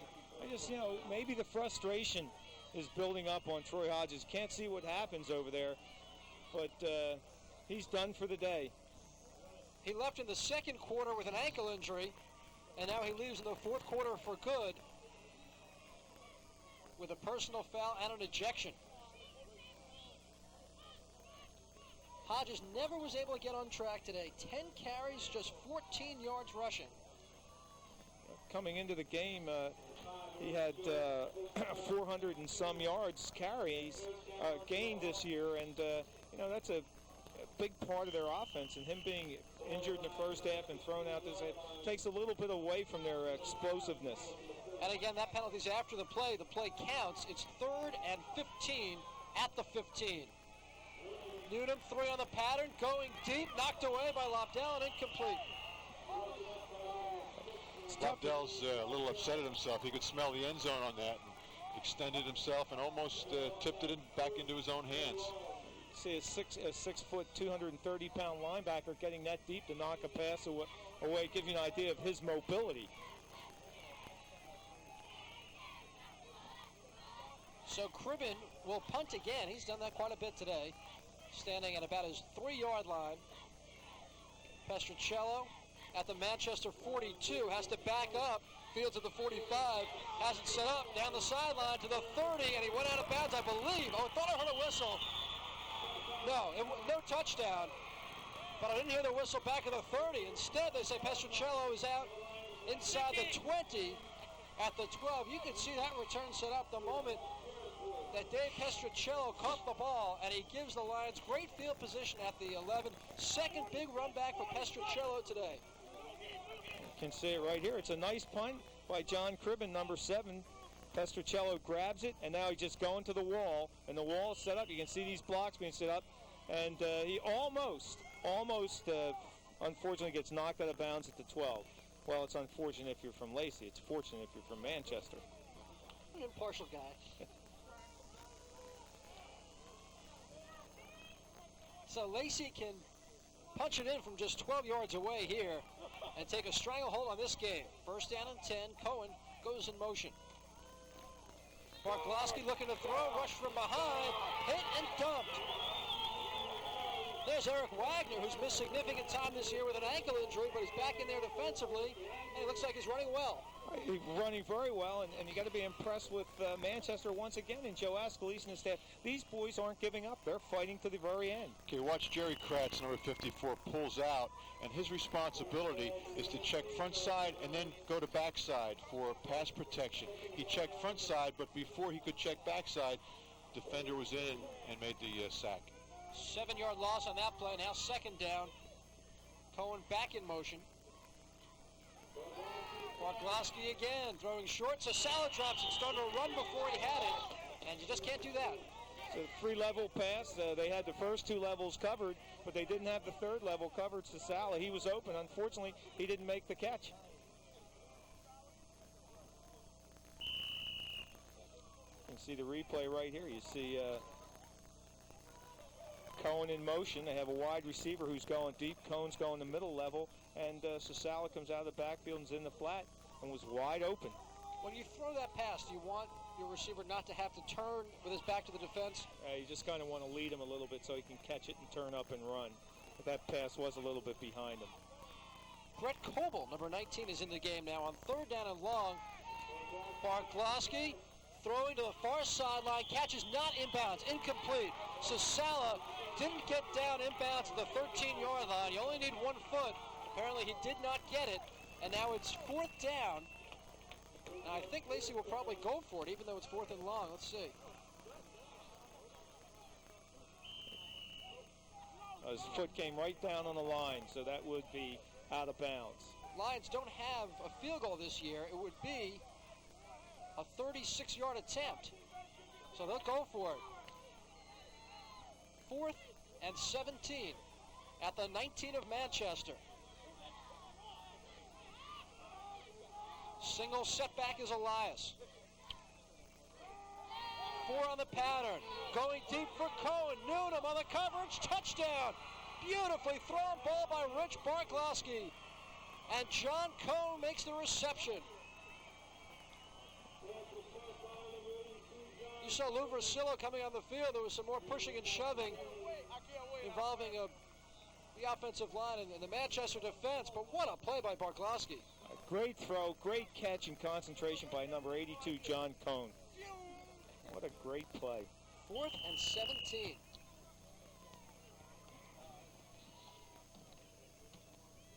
That's Cohen's 3rd catch today. And Barglowski's 10th touchdown pass of the year. Falk didn't hit that extra point very well, but it doesn't matter. It goes through. It's not distance that counts on that one. It's whether it goes through those uprights, and just made it, and it's an extra point for Falk. You can see Barglowski set up and put it up over top. There's good coverage there by number 3, Mike Noonan, just that number 82, John Cohen, out-leaped him for the ball. And on this play, Rich Diaz, number 75, got in a little shoving match, and Lou Versillo just played it so perfectly. He walked out to the hash mark, pointed at number 75, and gave him the thumb to get off the field. Didn't get excited, didn't yell at him, didn't grab his face mask, didn't smack him on a helmet, but everybody in the stands and the young man knew that he was wrong, and Versillo made a very good point, and I think point well taken. So now it is a 28-7 game. Lacey with 3 second-half touchdowns. A win this week against Manchester will just about sew up a playoff spot. There is one more game that matters as you look at the playoff picture after this. We will have Lacey's next appearance next week back in Lacey Township against Bill Bruno's Wildcats from Pinelands. Lacey atop the South Jersey Group 3 standings by a pretty wide margin. Won't pick up a ton of points today, but it could be enough to just about have them in there. Dunn's kick taken by Worth, who backpedals to his 8-yard line. Gets by the first wave. Pestricello brings him down at the 28-yard line. Robin Worth ran that ball up there very, very well and almost broke it.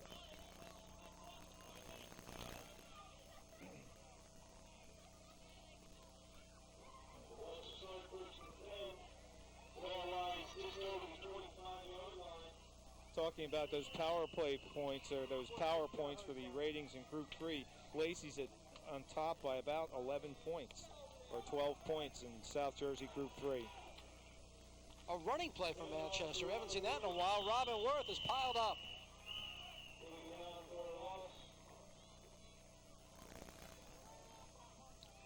Well, 2 more games for you next week here on Channel 8. We mentioned we will be in Lacey next Saturday afternoon. Playback date Thursday the 19th for Pinelands at Lacey. Before that, a big game in this league. Central still undefeated in B-South. The Indians of Toms River South have 1 loss. That'll be the game next Friday night. You can see that Tuesday the 17th at 8 o'clock. Hugh Murphy's Griffins of Monsignor Donovan gave the Golden Eagles their 2nd loss of the season last night in a good ball game over at Monsignor Donovan. 2nd down, fake in the backfield. Noonan lost his footing. That's about the 3rd time that's happened to him. And Mahoney was right there to get him. I asked Lou Versillo at the beginning of the game, I said the field looks in great shape. He said the middle of the field is really very, very slick. And of course it's a chilly day today. Had some rain earlier in the week, so it is slippery, particularly in the center where they are right now. See number 4, Troy Hodges, sitting there contemplating what went wrong today. And a look at Ed Heffernan, whose defense has picked it up in the second half, and now Mike Noonan, I believe, is down on the ground.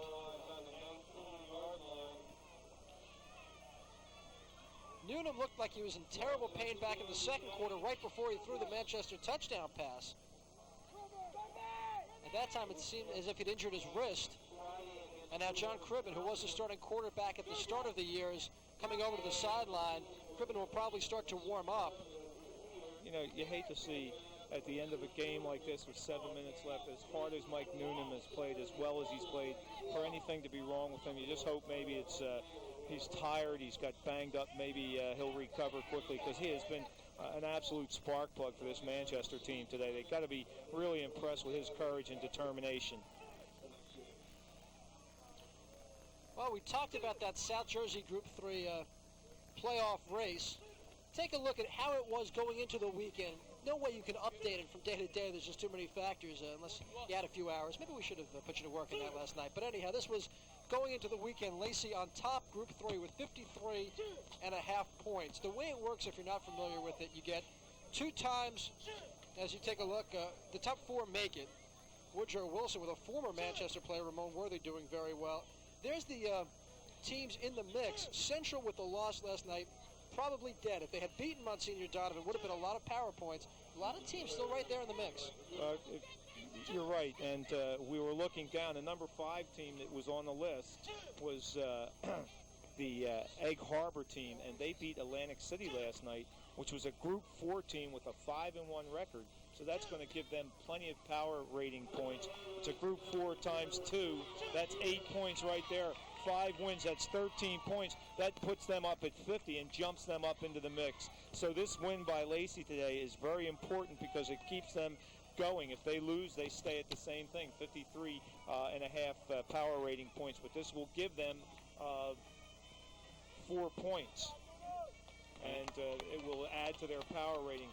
Another team that won in South Jersey last night was Absegami, which was down there, and they beat a Group 4 team. They beat Millville last night, and Absegami is 5-2, which is the team that was coached last year by the Central defensive coordinator, Vin Casal. And they were talking with Vinny Casal. He was so impressed with how hard those Absegami people worked in the weight room with him this winter, and they were looking forward to a real good season, which obviously they're having. And of course, Vinny moves up to Central, and of course has contributed immensely to their program, particularly in the defensive end of things. Right now you saw John Cribben warming up on the sideline. John was the quarterback last year, so he's not new to the position. But as Tony mentioned, Mike Noonan has had such an outstanding game.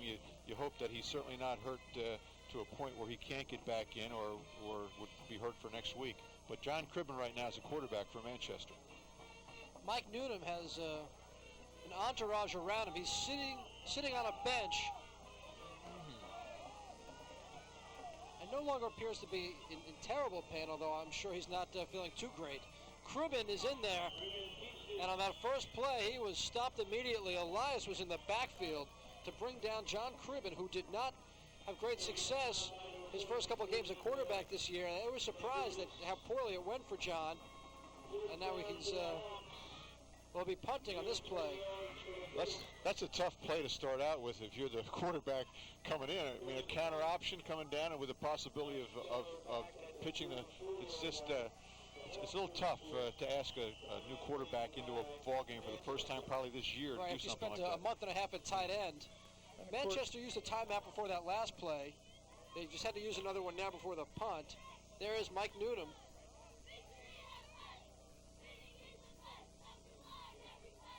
I think he took a shot in the head or in the neck. Looks like he might have gotten a burner, because which is a stinger where you get a nerve ending pressed and it feels like a burn going down your arm. It looked like that someone was trying to rub his neck and alleviate that, and he'll probably be okay.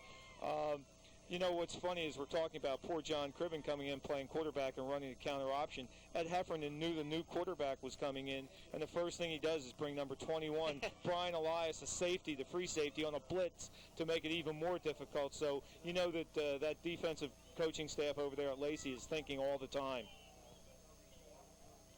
Well, Manchester will be punting away now. Still 6:54 to go in the game. What threatened to be a real nail-biter has gone back for Lacey with 3 touchdowns here in the second half. 28-7. Cribben's punt to Pestricillo calls for a fair catch, and he makes it at the Manchester 42-yard line. You got to look at Joe Ascalise, who went over to check out his young quarterback, who really had a good game. Let's see, we have Newnham for 5 for, how many is that, Hugh? Is that 11? 5 for 11 for 77 yards, and that touchdown pass at the end of the first half.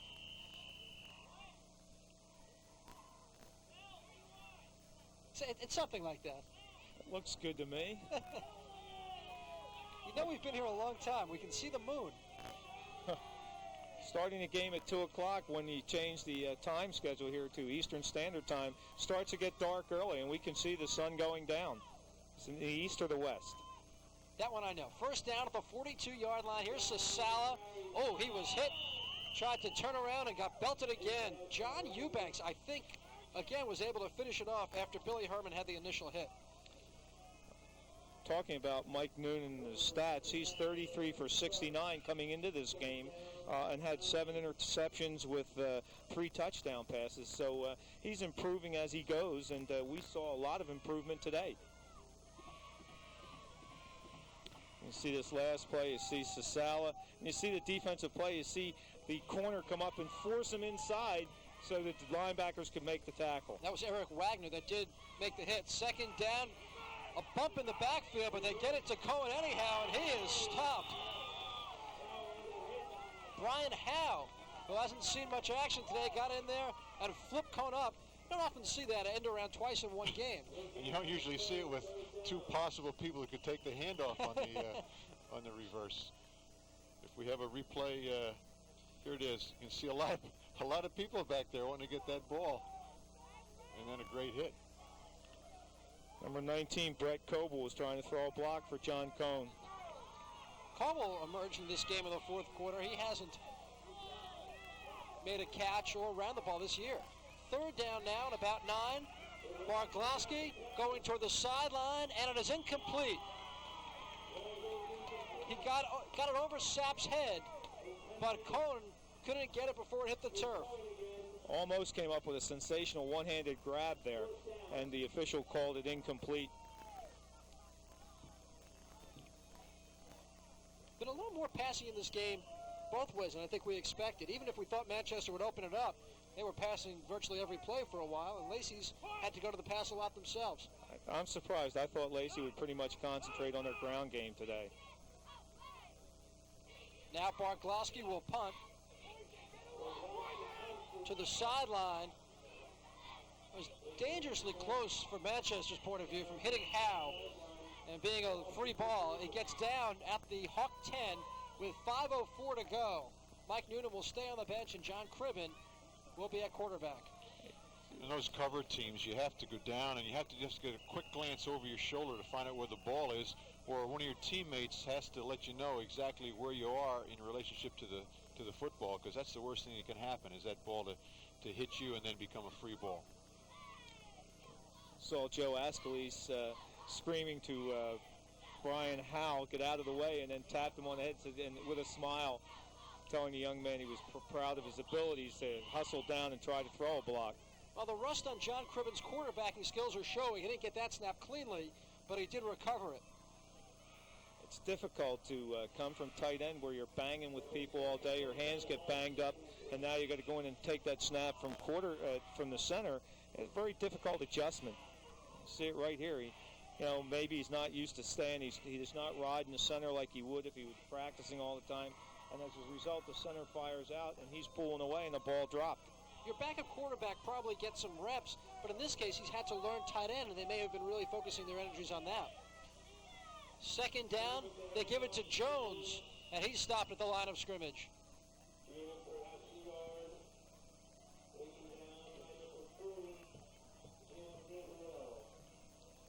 I wonder, Ron, if Lou Versillo shares your feeling now that this was good for Lacey to have a game like this. I mean, they did have a tough game against South last week. I think when he looks back at it, he will. I think at halftime he was very, very upset. But I think as he looks back and he can point to the first half and say, hey, there's absolutely nobody when you step on the field that you can take for granted. And I think some of his players may have taken him for granted. And he himself told me it was tough to get his coaching staff excited about this game. So you got to stay focused all the time. And if you're going to be getting into those state playoffs down the road, you got to definitely make sure that you can overcome something like happened today and show the true character of your football team. And his team certainly did that, coming back and scoring 3 times in the second half. Worth got a couple. It'll be 4th and 8. 3 minutes to go in the game. Cribben punting yet again. Low snap, and it was partially blocked. It does. A flag comes down. I thought the ball was blocked. And if it is... I think he might have gotten it off cleanly, and if that's the case, there's going to be a roughing on number 54, who was just going for the ball, Jerry Carras, and that's what they're calling. That'll be an interesting replay. If you hit the ball, you can make contact with the punter. Yes, you can. But again, it's the official's call, and he won't go by our instant replay. It might have come out of there cleanly. It's tough to tell, but the official has the right call down there because they're always right. As you were just saying the other night. Yes, I was. So a personal foul, roughing the kicker, and Manchester gets it back 1st and 10 at its own 27-yard line. 28-7. Lacey scored the first touchdown of this game on an Elias touchdown run.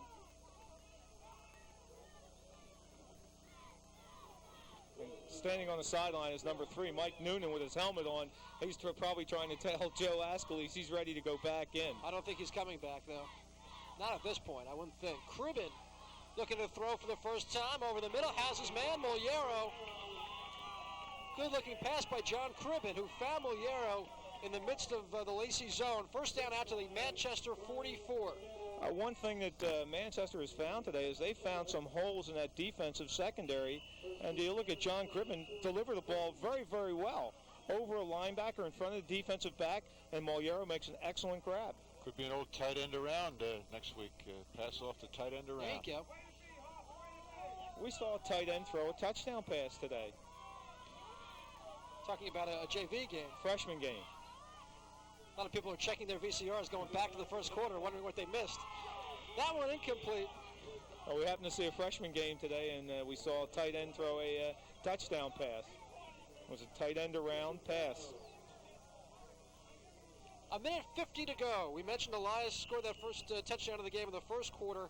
Manchester's defense really stiffened after that, and they got the ball back with less than a minute to go after stopping Lacey, and a great 2-minute drill that culminated with a 20-yard touchdown pass from Noonan to Fentz that made it 7-7, set the crowd off into a frenzy as the teams went to the locker room, but Lacey's regained control in the second half. Sasala with a 6-yard touchdown run, Elias with his second, a 13-yard touchdown run, and then Barglowski connecting with John Cohn on a 19-yard toss to make it a 28-7 game. Flag down here. One of the linemen for Manchester got a false start, and that'll back it up 5 yards.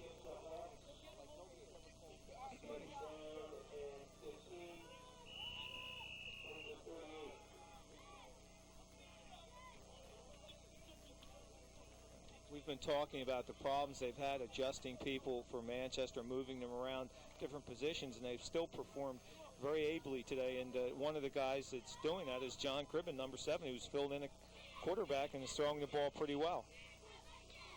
At the 37-yard line, up the middle, Worth fighting his way for yardage, gets it outside the 40.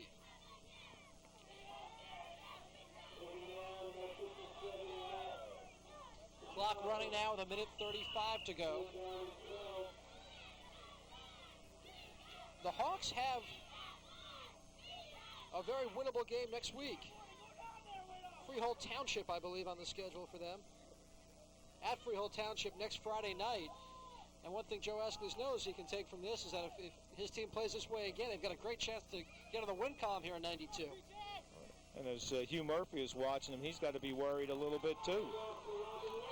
Robin Worth breaking through and all the way down to the 31-yard line of Lacey.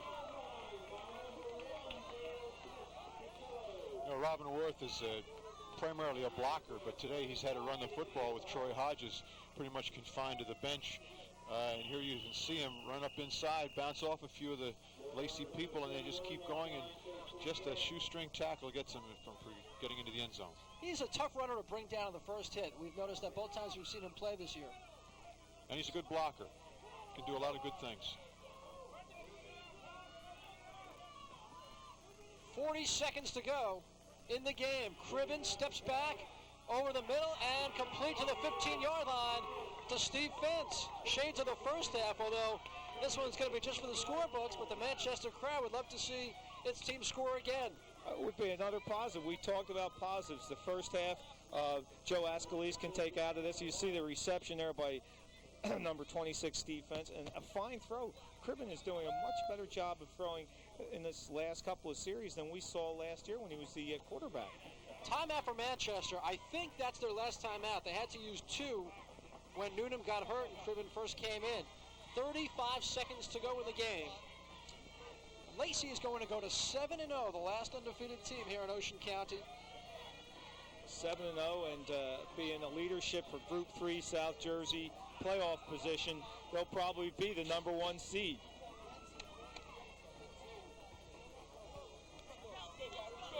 Tough to come up with a player of the game today. A lot of guys had good performances.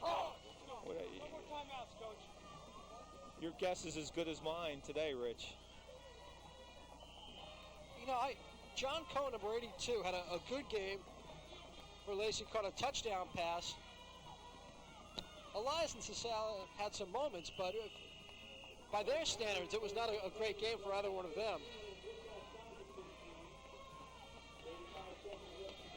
Are we going with Cohen?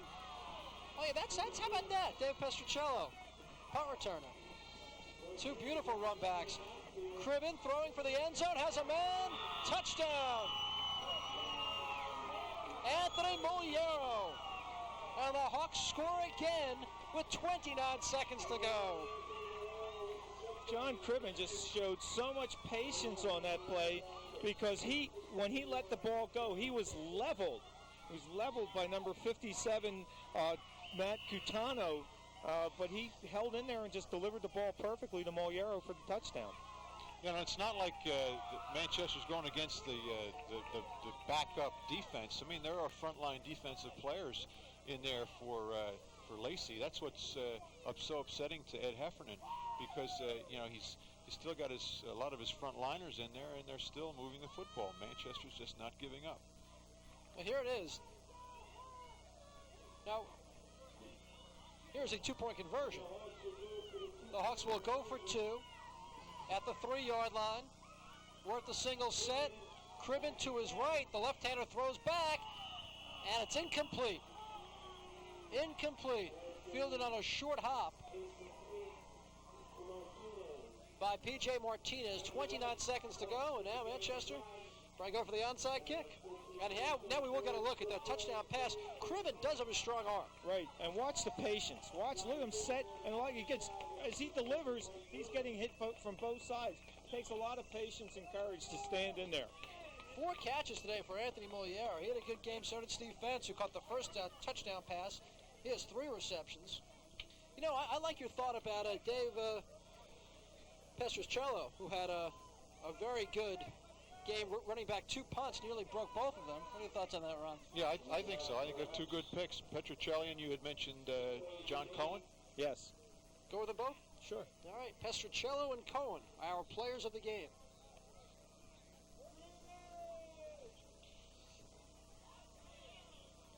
There you saw a roll to the right, and of course John Cribben, being a left-hander, has a tough time getting that ball back into the middle. Receiver was open, ball was just a little bit low, but it was a good call by Coach Ascalise for the 2-point conversion. 28-13 now. Lacey leads. And you'd look for the onside kick here.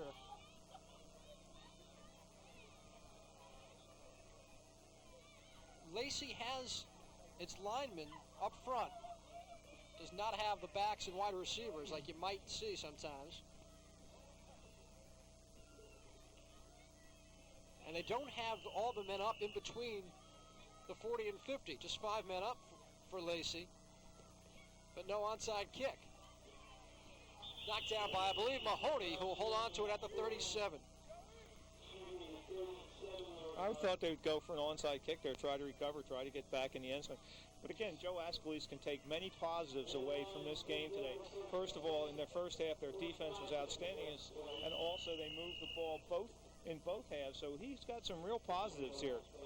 And taking nothing away from the effort that Manchester showed us today, but you know, Lacey's coming off a real emotional win last week, and so many times you see a combination of an emotional win and a letdown combined with that letdown being at the hands of a team that on paper they seem to be superior to. And of course what you saw was a first half that really got things going, and of course ended up, as we can see, with a 2-touchdown victory for Lacey.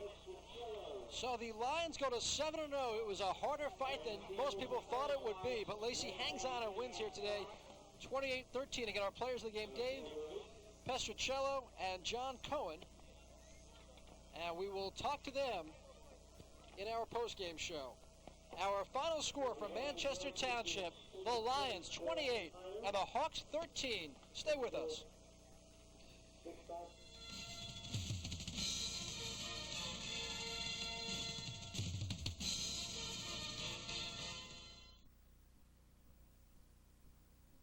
Wallach Sport and Leisure, a quarter-mile west of Community Medical Center, salutes Ocean County's high school athletes. For varsity jackets, school sweats, and caps, Wallach serving the school community since 1953.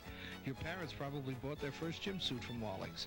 Come in for Russell sweats, Woolrich chamois, or plaid flannel shirts, sporting equipment, athletic shoes, and more. Work clothes by Dickie and Redcap, Carhartt too. Timberland, Carolina, and Herman boots, custom printed t-shirts, and school jackets embroidered. And yes, Wallach Sport and Leisure still sells those gym suits. The Lions of Lacey Township have made it 7-0 on the year. In a hard-fought effort today, they handle Manchester 28-13. As always, our players of the game receive a plaque honoring the day, courtesy of Wallach's. Today's players are Dave Pestruzzello and John Cohen. They are down on the field, and right now, John is with the ever-inquisitive Tony Sermarini. Here I am with John Cohen, one of our players of the game. John, you had a good game offensively, played some strong defense. Tell us what adjustments you made in the second half so you could get some receptions. I think the biggest thing was like our all-around offense was we just stopped making the little tiny mistakes. We got better protection. Richie got better protection throwing the ball. We started throwing the ball a little bit more, and when we ran the ball, we stopped fumbling and stuff.